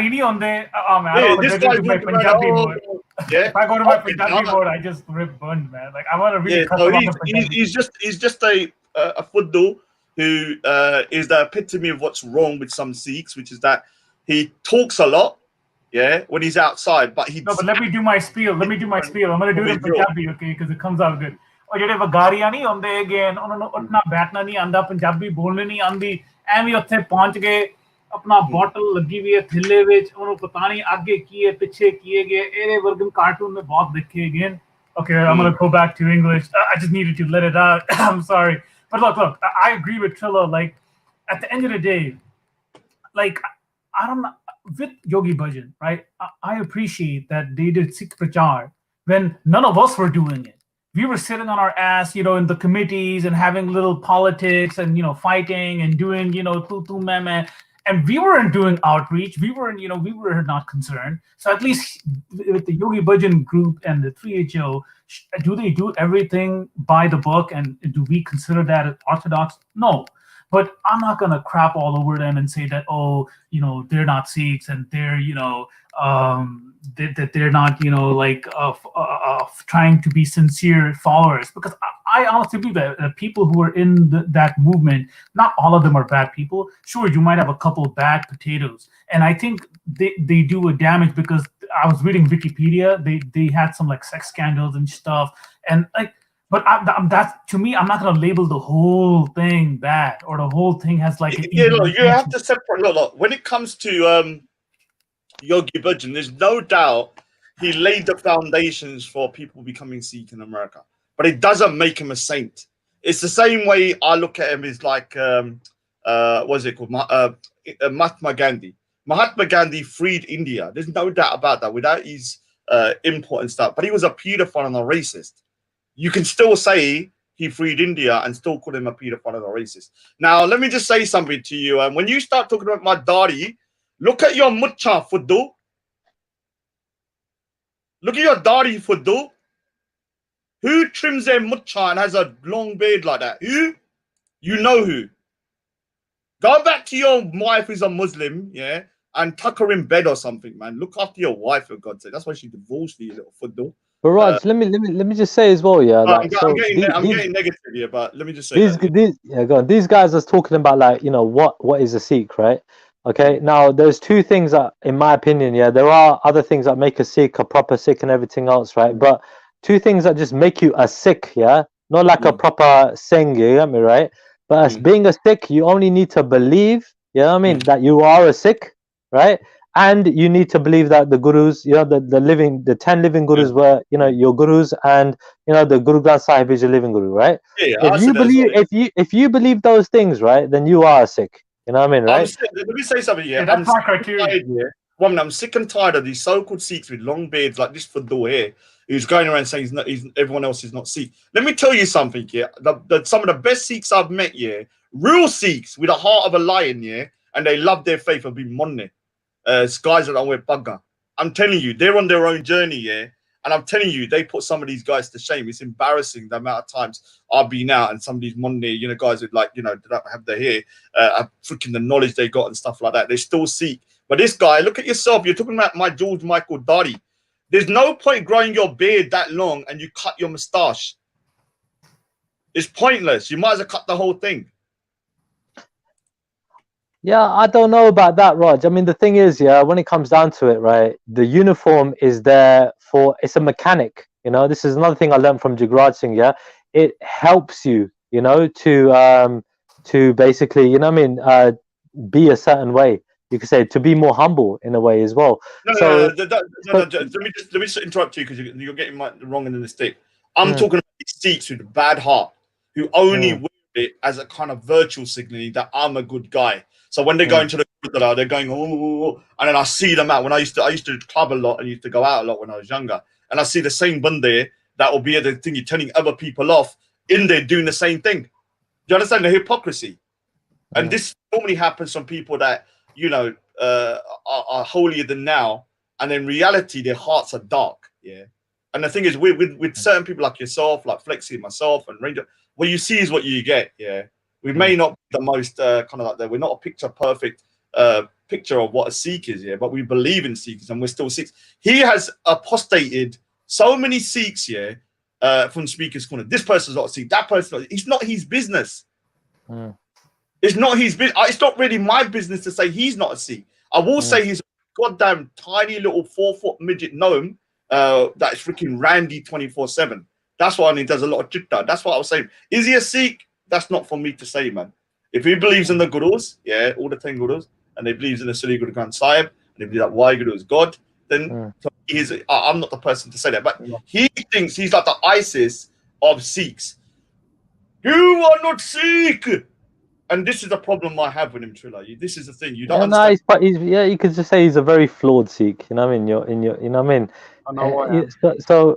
Yeah, whoa. I'll tell you, I'm pretty much there too. So when it comes down to it, though, dude, yeah, it's also a thing where, like, another thing about being a Sikh, yeah, is that there are 7 billion different religions in the world, yeah, because no one person is going to follow Sikhi exactly the same way somebody else is following Sikhi. Even if they're doing their Panj Baniya, yeah, they're doing the prayers, they're doing the 7 prayers a day, everything, right? They're going to be living differently. They're going to be eating differently. They're going to be thinking differently and conducting themselves differently, right? Is this This is from Jagraj Singh as well, right? I met Jagraj myself as well. Yeah, because again, I spent as much time as I possibly could. You know what I mean? Like when I was, I used to go to. See, the thing was, he used to do Park Avenue, Gurdwara, right? And I told him, dude, you need to make a Q&A. And this is mostly because I believed in it. And he made a Q&A.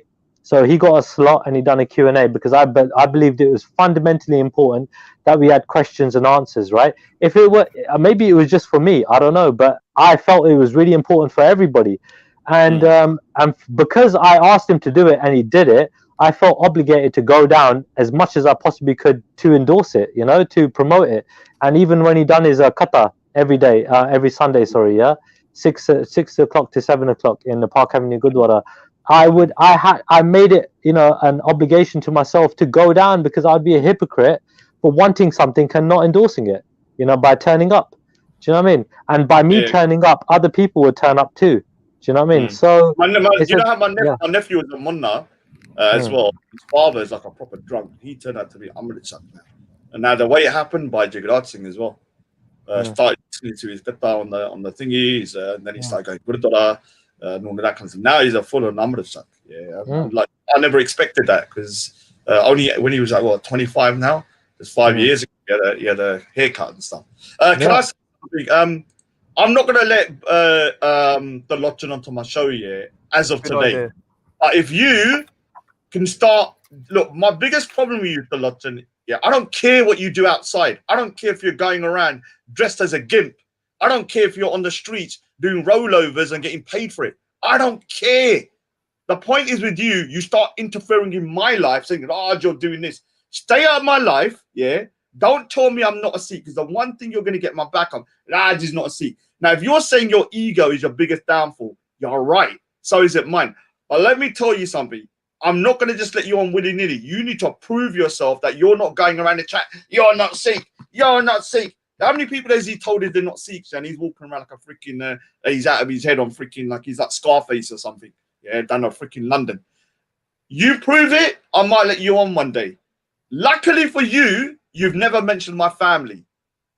Luckily. So I've always said this year, there's a line. You can cuss a lot of me, you can do this, but once you go for my family and you've gone over it, there's no coming back, pretty much. It's no coming back, unless you save my family from a fire. So he hasn't gone past that line yet. So he's lucky in that sense. So I can still forgive, and I can still be merciful, and I can still be like, okay, let's move on. But I do not ever, want you to go around telling everyone that they're not Sikhs. You are not Waiguru. You're not the Guru.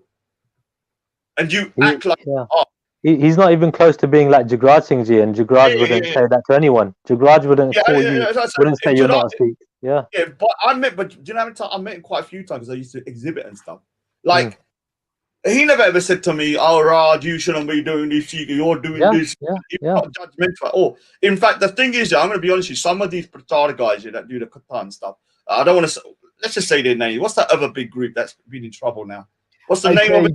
The AK, the Jatha, what are they called? Nirvajata Khalsa. That's the one. So I've met a lot of these guys because I exhibit. Let me tell you something. Nirvajata Khalsa are some of the most egotistical people. Like, when I met them, they were walking around like the mafia, or they were some VIP kind of like thing in the Gurdwara.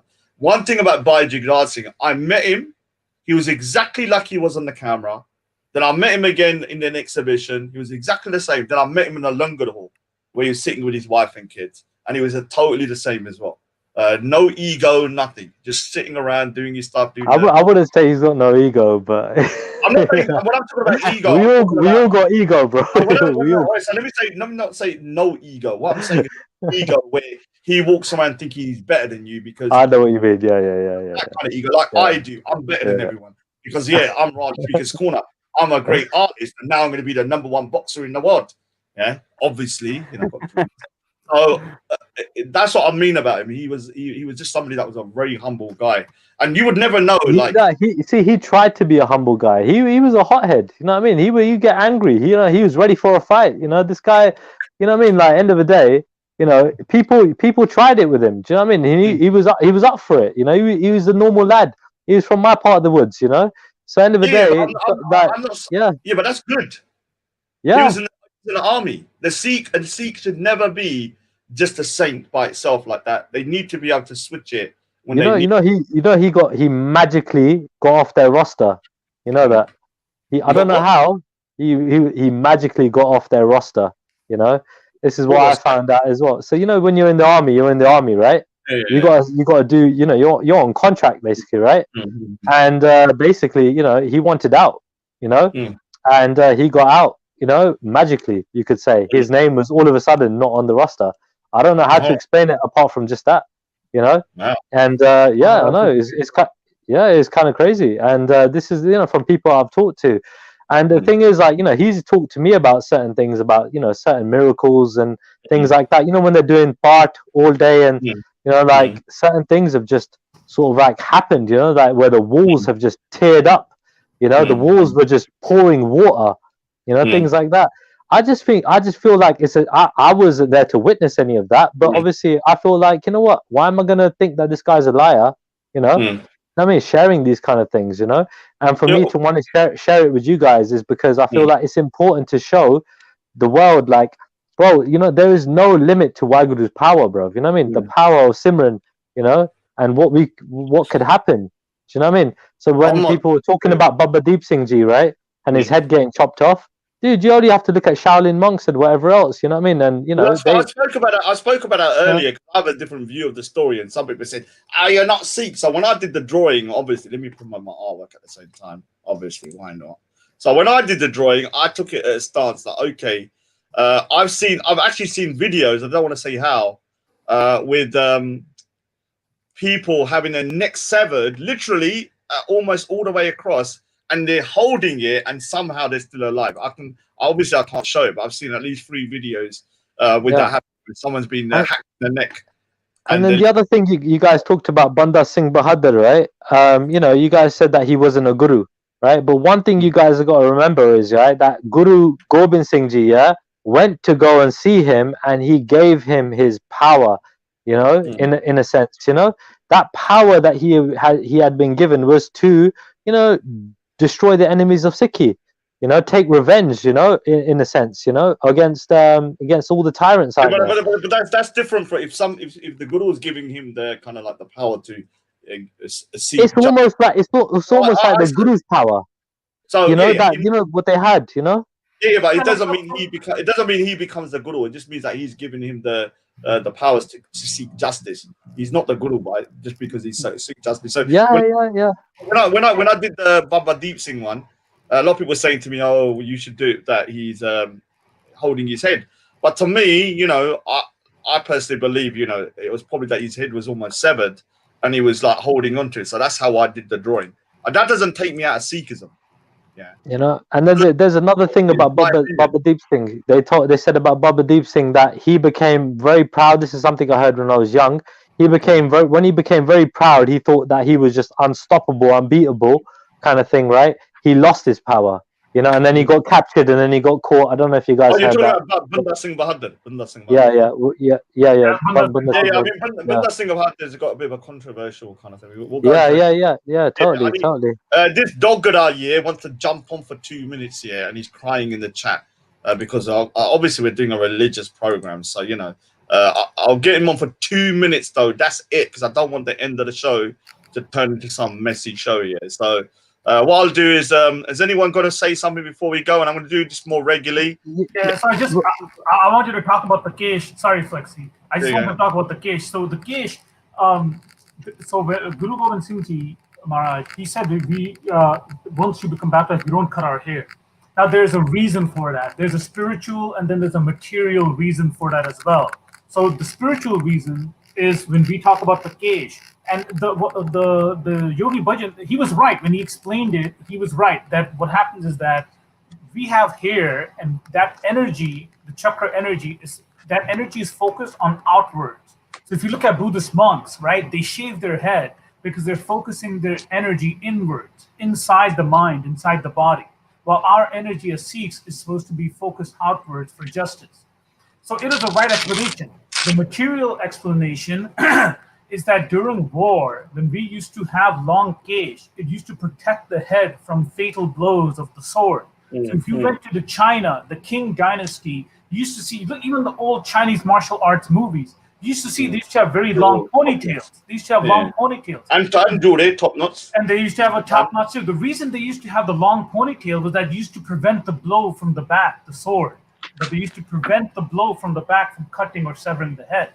So it used to be, they call it miri piri. You have a temporal reasoning and you have a spiritual reasoning.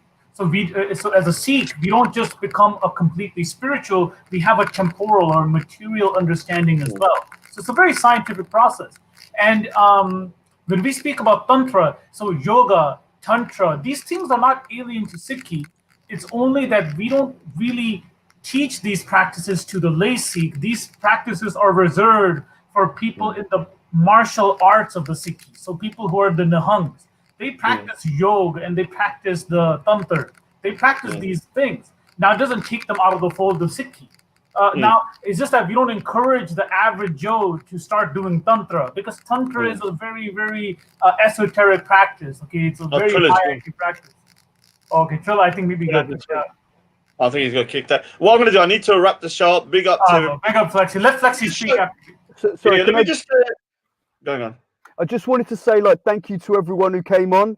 Thank you to the Raj, Raindrop, Trilla, Ginger, Korji, Atheist, Nanak, Panther, EG, Core UK, everyone who's watching now live, you know, even the haters you're welcome to, and anyone who's watching it later. I'm sorry if I've upset anyone, but thank you for being involved. And Nanak Nam Chadikala, Teddy Bunny. Sabata Bala Waiguru. So I wanted to talk to Trilla about this video, because this is that video of that Sikh guy. Now they say it was Muslims. I don't know who was attacking him, but this is in Birmingham. I want to understand that, because I've always watched this video and I've wanted to be able to defend myself to this extent. Because if you look at this video, I hope I don't get. There's one thing in the middle.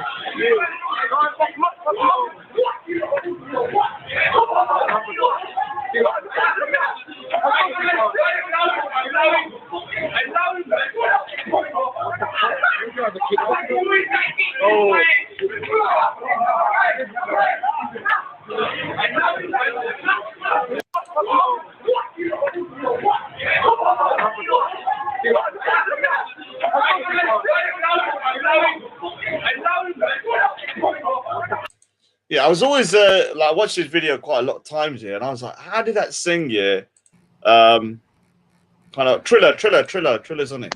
I mean, let me just show you this video. So Raindrop, I need to check. But you know, this video is always back to boxing. Like, how do you learn this kind of defense though? So I can tell you from the Sikhi perspective. So what we have. Hold on, 1 minute.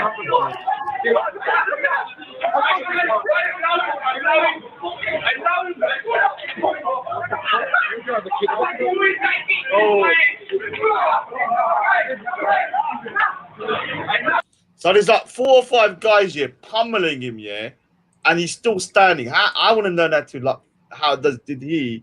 What was the technique to be able to get so much wax in you, and you just move? So I can tell you from a spiritual perspective, from a Sikh spiritual perspective, the way that happens is when you do huknama and when you do pad, it regulates your breathing in such a way that jiri pran hundi na. Have you heard of pran? Pran. No. Okay. No, So yeah. jiri pran hunda, or it's a life in Sikh we call it pran. It's called the life force. So pran, or in Sanskrit it's called prana. In Punjabi we call it pran. In Chinese, they call it chi or qui energy. In Japan, they call it shen, so shi energy. So this energy, when we regularly meditate, we can focus the energy at different parts of the body. He got a knee to the face as well. He must be built like a tank. Like, think about the amount of pummeling he got, and he just stood there. I'm telling you, so what happens is we're little kids, right? And we do nitnem, ekam ka. When we do nitnem as little children, and we learn gatka, this is kind of subconsciously built in us. So at times of crisis, and I've been through these situations, and I can feel this energy in my hands that I've never felt before. And look, I've also been in a lot of. I knew people can say, Raj, I've been in loads of fights. I don't want to keep on saying it. I've been knocked to the floor. I've been freaking a brick chucked on my head. I've been punched straight in the face. I've had like 4 people like surrounding me, beating me. And all I do, because this is why I'm interested, because I could defend myself. I used to just go like that. And obviously, if I could try and punch, so I need to figure out. Like, I didn't really fall most of the time. But when I watched that video, I was like, yeah, I want to be able to kind of like be able to withstand that. Bro, I personally would call that pride. You know what I mean? That is, in one word, I would say that's pride. Like, honestly, like my cousin, for example, right? He's old school. He's about 55 right now or something like that, right? And I remember he told me one time he went to a place and, you know, he took some serious licks like that. You know, a few guys went at him, right? And he just kept on going. He just kept on coming back for them. He just wouldn't, you know, stay down. He kept on getting up, kept on coming back for them because it's pride, bro. You know what I mean? You just got that, you know, you're ready to die. You just don't care. You know what I mean? You're just, you know what I mean? Because the way he thinks, you know, I'm Punjabi, I'm a Sikh, you know what I mean? You know, I'm not going to let these guys. And his Pratka didn't even come up. People say I can't box with my Pratka on, yeah? Let me say something to you, pussy this. I can't. But this is a Pratka, yeah? He's got his Pratka on. He fought like a shed and it's still on his head. So I can do a boxing match with my Pratka on as well, though. So, yeah, I've watched that video so many times, but I want to, because I think being able to block punches, being able to withstand punches is probably more just as important as being able to hit the punch, isn't it? Yeah, but you know what? Can I just say something on this, but from an opposite kind of perspective as well? Like, you know, like it's all good standing up for yourself and fighting, right? But at the same time, I mean, dude, I had to back down recently from a challenge in a sense, you know, where like I had a guy kind of like, you know, throw a death threat at me, and I knew that the guy was a kind of sick, you know, a bit of a crazy guy. You know, he's like 100, 200 man deep, yeah, you know. And I thought, like, you know what? I don't need the headache right now. I don't want to go. I don't want to do nothing crazy. Yeah, I'd rather just live my life peacefully. I was like, cool guy. You know, I got no problem with you. Let it go. Do you know what I mean? Yeah. And honestly, sometimes it's better to just walk away. You know, in that regard. Yeah, you know, I agree. I agree. You know, I agree. You know, people see you as a coward. there are some people out there that are just literally they're looking for a fight. You know what I mean? All day long. And, so you know, you I don't need the headache understand sometimes, man. Yeah. Well, what I'm saying is that I understand that as well, though. I haven't got the ego to say, okay, if I see a guy in front of me, he's double my size. He looks 20 years younger than me. I'm not stupid. Yeah. I'm going to be like, okay, let me weigh this up. Yeah. Let me see if this is worth my time. And there's nothing wrong with fighting another day and moving off. Yeah. But obviously, if I think the guy here is like similar to me and I think I've got a chance, then I'll stand my ground because I've stood my ground. Stupidly, I've stood my ground loads of times. I don't know why, but yeah, I was just like, I'm not moving, and then obviously I get off the worst end of it. But I feel proud of myself for doing it. I'm not gonna lie, I know it sounds stupid. The reason why is because when I was around 18, I was a very chop little thing. You know, I was so scared here, and one of my mates got beaten up, got attacked, and like I didn't do anything, but I tried to stop them, but I didn't intervene. I always felt embarrassed. I apologized for years, dude, man. I should have done something more. I always thought to myself, man, like, I don't want to feel, you know, the feeling of feeling like you're a pussy. Yeah. I'd rather get beaten. Like I've been beaten so many times. I'd rather get the beating and go, okay, I look back here and I go, okay, that was embarrassing. I got battered, but at least I stood my ground. At least I didn't run off or something like that. I could sleep at night with that. Humiliation is harder to get over. You know what I mean? Like when you get humiliated by someone, like, but at the same time, dude, it's better to get humiliated than be dead. Yeah. I agree with you as well. Like, not in every circumstance. I'm just saying, like in most circumstances, when it's it's just about ego. You know, because most fights are over ego. Yeah, you know, they're not like real big. Let me say that I'm not gonna fight for some stupid speaker's corner bullshit. I'm not going to fight for some stupid thing. Like if you're going for my family, like Ghost, then I'll fight you. So it has to be personal to me for me to do it. Like I'm not going to. But the thing is, the thing is, Raj, it's like, you know, it's not just about me, you, whoever, right? It's about there's so many other people, right, that might watch this, right, and or whatever, right, and see, like they're gonna get into fights. You know what I mean? They're gonna get into confrontation. And they, like, for me, I've had loads of fights, dude. I've had like well over 50 fights. You know what I mean? Like street fights. You know what I mean? Like it's not a thing. Like, yeah, dude, trust me. You know, you got to give some, you got to take some, right? And end of the day, that happened to me. They're fucking amazing. They were crazy. And this is America, where I don't want to. People got guns. Yeah, I don't want to speak publicly, but I've had life experiences that solidified my faith in the Guru. You know, that's what I'm telling. Like the science of Gurbani is very it's very scientific in a way. It's not like airy fairy. It is very. And when you look at the connections with ancient Sanskrit and the mantra, Mool mantra hunda hai. Why did they call it Mool mantra? Why did they call it? You know, these are amazing things. I'll talk about it later privately. What's happening with Jata? Or Ronda in the chat, man. Asli, not Asal, man. Asal is some Urdu. Chatter. Ki ho gaya, man? What's happening with you, man? Look, the problem is like, and this is sad in Pakistan, and there's a lot of videos where there's a lot of Pakistani Punjabis that want to speak Punjabi, but they feel ashamed to speak. And yeah, I'm going to do a whole show on that, yeah, because there's whole videos, yeah, on Pakistani Punjabi speaking Hindi. I mean Urdu, Hindi, Urdu stuff. Yeah, Hindi. Asal is a Hindi word. It's not a Punjabi. It's not. So. In Punjabi, so the Muslims, when they speak Punjabi or when they write Punjabi, they're supposed to write it in Shahmukhi, and the Sikhs we write it in Gurmukhi. Now the problem is that he's using Asal. He thinks it's Punjabi. It's not Punjabi. Asal is. Well, we can do a whole show about that. Yeah, I want to do a whole show about this language thing and stuff like that from India and that the difference between the Asal, Nasal. These things are from Urdu and Hindi. These are not Punjabi terms. Yeah, I mean, I was listening to the Katta from Amritsar from a guy called Baid. What's his name? And bloody hell, like, I don't know why, because obviously Punjabi, my Punjabi is very bad and it's broken. So when we're from the UK and we're listening to like someone from a different band or from Amritsar, they use totally different words. Yeah. Start writing down, yeah. So obviously our vocabulary from the UK is very limited. Like I'm not talking about all Sikhs. One of my best mates from before, Gussa Singh. Actually, I was trying to get in contact with him to teach me boxing, but he's busy at the moment. But he's Punjabi, he's so good. When he goes places, people think he's from India and stuff like that. No, like with my Punjabi, what I do is, the Guru Granth Sahib Ji, I try to find the transliteration. So not just the translation, the transliteration. So the transliteration breaks down the Gurmukhi into English, so you can read the transliteration, and then you can understand. Like, okay, I don't like just reading the English. I like to read the translation, the transliteration, and then the English. And then I could match up. Do the words make sense to me or not? Yeah. Do you know what? I need to wrap the show up. Big up, Trillapaji. I'm gonna let that Dogra on for 2 minutes. If Trilla wants to stay on, you want to stay on? Yeah, bro. Can I just say something before you add it? Like, I just want to quote like literally 1 minute bullet points of what you just talked about today. Yeah. All right, cool. Listen, yeah.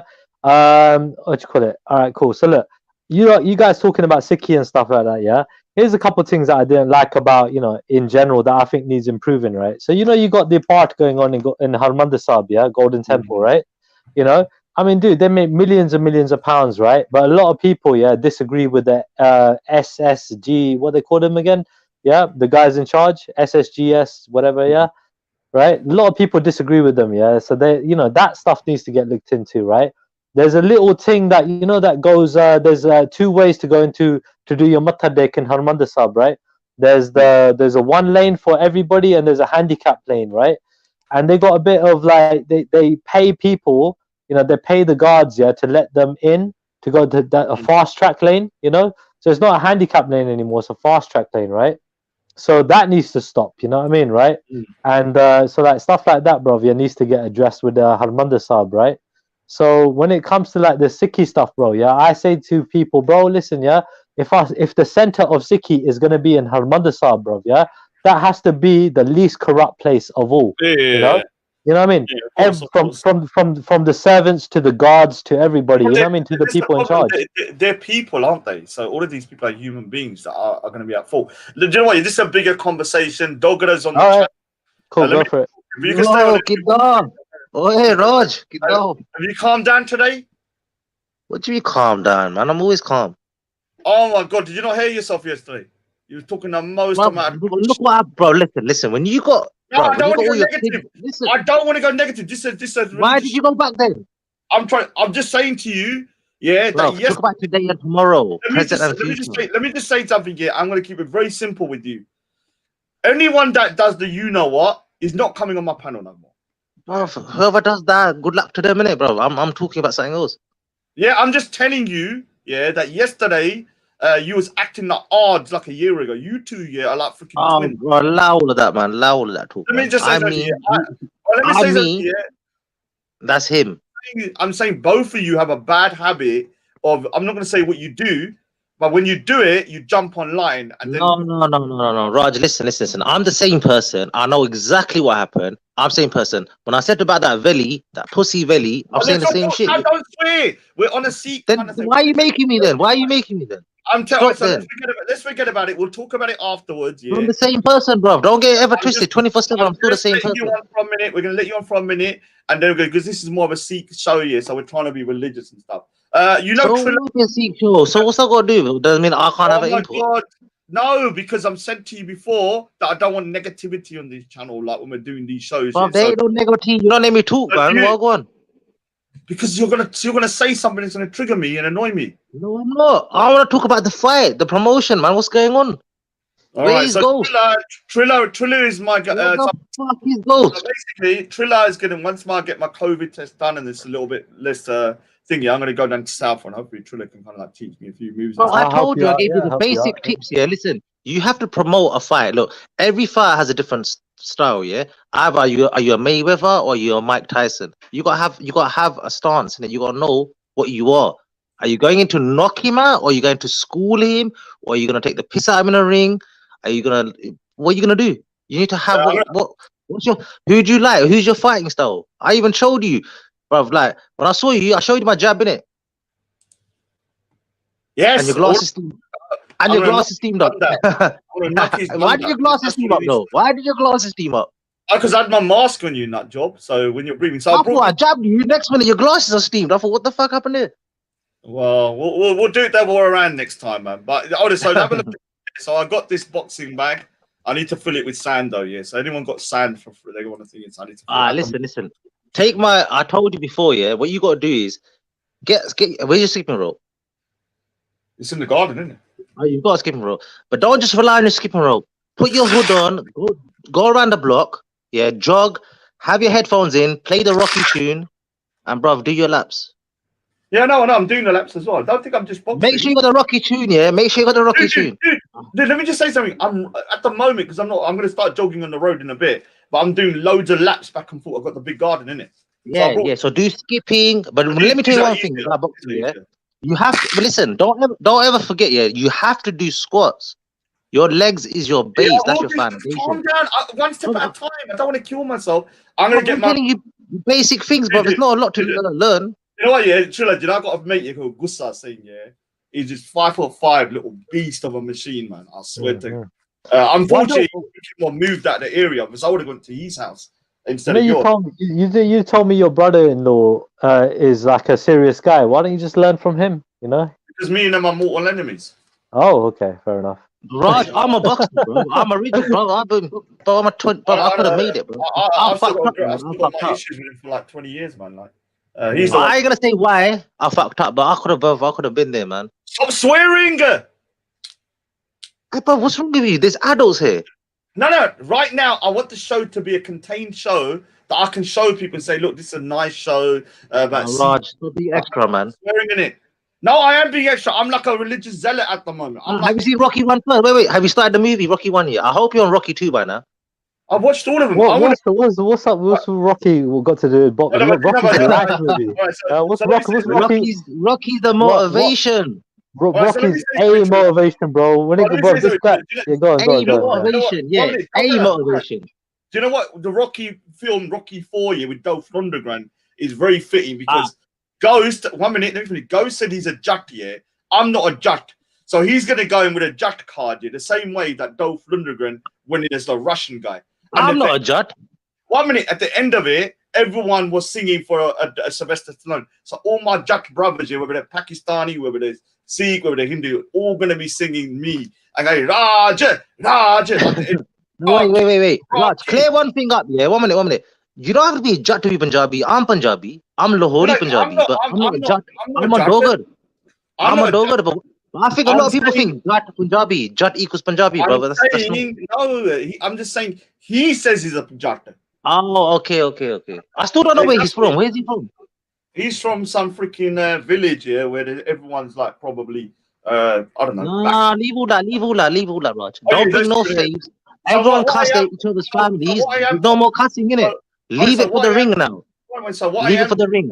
So what I am doing is doing more shadow boxing, which I do think is thingy, because then you can visualize your enemy and you can move around and stuff. So you know what you're wearing? That's for pads, isn't it? You know that's for pads, isn't it? The pad workout. I know. What do you think? I'm wearing it just to what you're wearing is fine, bro. Those gloves are perfect for bag work, bro. No, there's no problem with that. I'm not wearing it.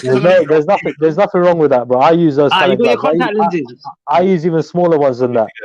Raj, listen, I gotta go. Yeah, I just want to say to you, Raj, I just want to say to you, bro. Yeah, you're doing a good job training. Yeah, you keep it up, bro. Yeah, and I'm telling you now, bro. Yeah, you got this on lock on your own. And if you need any help, like I said, bro, there are going to be more than enough people to help you out. You got the material out there. Yeah, but honestly, God, bro. Yeah. Bro, you know what I mean? Health is wealth. Health is wealth. Just remember, bro. This one thing, bro. Yeah, do what is right for you, bro. Do what works for you. Yeah? What works for you, bro. Don't try to imitate and copy other people. Do what works for you. Yeah, I know. That's what I've already done. So that's it, bro. And the thing is, my Punjabi. Wait, hold on. Punjabi are born fighters, man. We're human beings before we're anything else, isn't it? We're human beings before we're anything else, right? You know what I mean? Obviously, bro. I'm talking about. I'm just trying to stick to the boxing, and like I'm on Netflix right now. We can have another discussion about the human thing another time. But everyone's got their gifts, innit? This guy's a natural artist, innit? Before anything else, innit? He's a better artist than most people. Everyone's got their gifts, innit? Everyone's got their gifts, innit? Yeah. But sometimes, one minute. Well, let me answer that quickly, Raj. 1 minute. But sometimes, look, it doesn't mean if you can't fight that you're scared either. Yeah, and it doesn't mean if you walk away that you're not smart, bruv. You're just smart if you walk away. No, but what I'm trying to say, some people are not afraid, but they might not know how to fight. But that means you can't just bad them up or scare them up and push them in the corner. Yeah, that's what I'm like. So I think people are taking advantage. You see, it's a bit of an advantage thing. Let me just say something here. That's exactly what I was like for years. I would get a battering. I'd rather get beaten than to move. So I've got the ball. There you go. Then you have the. That's what I'm trying to say. You're talking like that was a long time ago, though, Raj. Yeah, we're grown men now. One punch, you know what I mean? Hit the ground, your head hits the ground, you're finished, bro. You know what I mean? In a street fight, it doesn't take much. You know, anything can happen. This is why you're not fighting without a guard. I told you, without a head guard. You have to have a head guard. So we're gonna do it in a boxing ring, obviously. But for me, I'm not looking to fight people. So don't keep it coming down the road. I want to fight you. Yeah, I'll just walk away. What I want to do, not on the street fight, professional fight, man. Professional. I'm just saying to you, just so that people understand, I'm here to learn how to defend myself, not how to attack people. Yeah. The only person I'm going to attack is Ghost Speaker's Corner's face, and that's it. After that, I'll move on to other things. Yeah, but I swear, most of all the Sikhs I grew up with, bro, from young, they used to go to some place where I did as well. Do self-defense thing, you know. I used to do I don't know what it's called. It's called Gutka. It's called Gutka. I used to do it for a year. Yeah, something like that. Yeah. Because all the Sikhs I grew up, bro. No, they don't all do that, bro. I started getting kickboxing when I was 10. I learned from Makala. You get me? Before I went anywhere. No, I'm talking about whoever goes to I'm sure the Gurdwara. I don't know. He's talking about a Gutka. Do you know who else done the Gutka? Odds. Did you know? He used to go. Oh, is it? Yeah, there's a good. You're a local Gurdwara, bro. I told you, you're a local Gurdwara. I've been there. I used to train there for a year. I used to do Gutka for a year. Yeah. Because I went there. They was telling us all this. Obviously, you know how Gurdwaras are. They always bring out food. They feed everyone. You know how it is, isn't it? Oh, look at this. Look at this. Do you know what? Yeah, Abu Qatada. Yeah, look. Yeah, I know you want to fight me, but I'm. Why is he mentioning my name? Hold on. Why is my name in there? 1 minute. Let me just say something. I'm like. Why is he calling me a dog for? Pussy. Let me just speak. So I'm like a beautiful woman, yeah, who chooses what man she wants. I'm gonna choose who I want to fight, yeah. I'm like the most wanted man, and I will choose who I want. Most of you will be rejected. I will accept whatever proposal I want. You can want to fight me as long as you want. You know what, bro? Put him in the fight, bro. All right, if Gross don't fight this fucking dick. Why is he mentioning my name for? Like, no one's even talking about it. All right, so let me say something about Abu Qatada, yeah. Abu Qatada. No one even mentioned him. Who mentioned him? Oh my God. Abu Qatada is being watched by MI5, yeah. Leave all that, Raj. Leave all that, man. No, let me just don't mod him. Why are you modding him? Let me speak. He's a football. That's why I'm mocking him, yeah. The guy is associated. Don't go into faith again, innit? I'm telling you, innit? Don't go into faith. You're gonna go into faith again. Hey guys, both of you, yeah. I'm out, yeah. Peace out, yeah. All right. So big up Triller, yeah. So what I'm trying to say to you is this year, Abu Qatada will behead me if I lose or I win. So I'm not stepping nowhere near to that guy because I know. Raj, stop saying shit like that. We're not walking. Let me talk. It's my show. I can say what I want. Keep the personal stuff in it. The beef. This is not. Cuss him in it. Oh my god, man! It's my show. I'm going to talk about what I want. I dictate what people say. This guy, yeah, knows people that I know are dangerous. I'm not going nowhere near this guy because this guy has been watched by MI5. He's been watched by the security services and the people he associates with. What? I thought this was my show, Raj. Or probably have, yeah, my head on a spike. So this guy, I'm not going nowhere near him. This guy is literally what you call like ISIS kind of type of guy. So I'm not going to fight that type of person. What you can do if you want to fight him, Dogada, I need to go now, man. I've got to go downstairs. My mom's calling me, but I've got to watch some Sikhi bro. Anyway, we'll do it. But listen, then just email me, bro. Listen, I need to price up the tickets, and I got a lot of things to plan. Let me just say something, yeah. Big up to your family and stuff, but you do my head in, man. Bruv, I'm gonna do your head in until the boxing fight happens. You do my head in, man. Until the boxing fight happens, I'm gonna do your head in. I don't know which one's more annoying, you or Ards, yeah. I don't know where you are found these Pakistani Punjabi, bro. Nah, I'm unique. I'm different. I'm unique. I don't know where you come from. You have both very similar kind of traits here that annoy me. Listen, I have to do your head in. I have to, because you know when you bang that fence, when I'm doing your head in, bro, think about me as well. Just bang it out, bro. Smack. You know the pads when you're going running. Just think about me doing your head in. I don't hate you though, so why am I going to do it? I'm not going to even dare. Your face is just irritating. It's not thingy. But yeah, like I said, man, big up to everybody. Like I said, Dogada! Bruv, I can fucking hear you from my house. Allow that. But say it again. Let me open my window. Bloody hell, I heard something outside. I'm not that far on it. Oh, the sound travel is like a certain speed, so you probably come down. He's actually, when I'm pointing this way, I'm not even lying here. People think I'm joking. When I'm pointing this way, yeah, that's where he is. Probably around 15 minutes away from me in a car. That's in a car, it's about 10 minutes, man.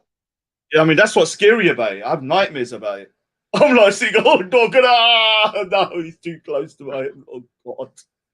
Don't know what to do, man. I don't know where. But listen, I'll tell you one thing, yeah, and I'll say the same. If Ghost is listening, I have to. If I'm giving tips, yeah, both have to listen because I want a good fight. So don't forget legs. Your legs are your foundation. That's your base. So don't forget to do squats. Yeah. Every boxer works their legs hardcore. You have to do squats. So let me just. I'm going to go negative a bit, but let me just show you. So he's saying I'm one of. It's going for Ghost as well. So Ghost, don't forget your legs. So let me show you something here. Now, I don't want to go negative, but I will show something just to show people how disgusting this guy is, yeah? Have a look at what he's been writing in the chat. Rather than fighting me like a man in a boxing ring, he goes like this, man's going to get a knock on the door soon. Let's see what he can do. I will come back and talk to you. Is that the past? No, this is 2 days ago. Boss, can I send you some leaflets? You would like the leaflets about my sister, distribute to the neighbors. His mum and sisters will get slapped up. His mum and sisters will get slapped up. His mum and sisters will get slapped up. London boys will drag How do you have the rule goes? Wait, hold on. How do you have the rule? Don't interrupt. It's him. Swearing at mothers can get you in trouble in real life. London boys would be dealt with. She should not have a Facebook. So my sister's got a Facebook account. And obviously, the police have been looking into it anyway. Anyone distributing my sister's Facebook account will be prosecuted.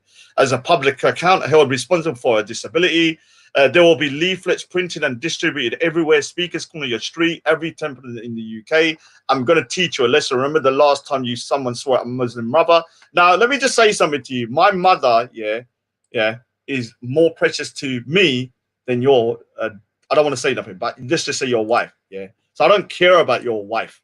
The fact that for 3 years you've been cussing my mother and my sisters, and for the last like 2 weeks I've mentioned your wife, and now you're crying like a bitch. London boys, London, why don't you just do it? I'm gonna find him and smash his face. My wife's brothers are from London, and they will find him. His sister's Facebook post will be distributed all over London. He can't do nothing. Leaflets everywhere. Try it and what? Now I'm gonna end the show, Dogger. I need to go. Yeah. Anyway, I'll talk to you later on. Yeah. Let me go. Anyway. And I need to end on a positive note. Are you there? You need to go now. No, you need to go. See, he's ending it on a bad note, man. Anyway, he's off now. Big up to Dogger as well. No hard feelings. I gotta shut the show. So like I said, this guy is a filthy individual.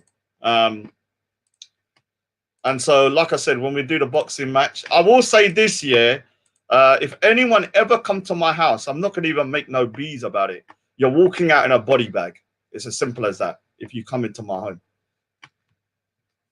Take that from what you want. You're going to be coming out in a body bag. I'm telling you straight. My house is scattered. You know what? Yeah, 10 years ago, my neighbor's house got robbed or 2 doors away. Ever since then, I've scattered sticks, knives, you name it, hammers, wrenches, everything scattered around my house. Every room has got some kind of thing in there just in case, because I thought somebody might actually come into my home. So I thought, let me be safe. So yeah, come at my place at your own peril, Fudul. Come at my place in your own peril. Don't start crying when your London boys are, I don't know, no longer London boys, but London Kusare, because I'll chuck off there. Anyway, big up to everybody. Sorry for going negative at the end. What I'll do is we'll do more shows and stuff like that about Sikhism and get other people on there and stuff like this. But yeah, big up to what's it called? Oh, can I just say something? I'll email you. Some people think you're an account called Lip Gloss, and you're not, because Lip Gloss. There's some people are saying it's you, and it's not. It's not her, because she's Lip Gloss is actually rude to me as well. So if it was her, then I'll get on with Betty anyway. Big up to Betty anyway. Let me just read a couple of comments before I go, because I've got to go now. Big up to Reshma Actor as well. Jack with a big potter was on here. Don't know what he's doing around there. Thought he boycotted me. Big up to Eunice, man. No, you don't understand, Abu Qatada. I'm not scared of you. Understand what I'm saying. I'm not scared of you. I'm not stupid. I'm not going to go against somebody that is openly associated with ISIS, is openly associated with people on the watch list, openly associated with people that have gone on to murder people. I'm not stupid. I don't give a shit about you, but I'm not going to be associated with somebody in a ring or whatever that is a known terrorist. Yeah, that's not my thing. You stick to yourself and do your own thing. I'm not going nowhere near that.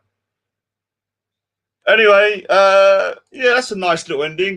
Big up to everyone. Stay Sikh. Yeah, so I'll just end it with, obviously, I don't want to go too negative, but we'll just say, big up to my Sikh brothers and sisters that are on. We can agree to disagree. It doesn't mean they're no longer Sikh. And so we should be able to have adult conversations about Sikhism and what we believe in without it, kind of spiraling into some kind of you're not Sikh situation. Yeah. And like I said, I'll do more shows in the future, and hopefully we can get more guests on. So if people want to jump on and have their say and stuff, we'll get more people onto it. Anyway, Waheguru Ji Ka Khalsa, Waheguru Ji Ka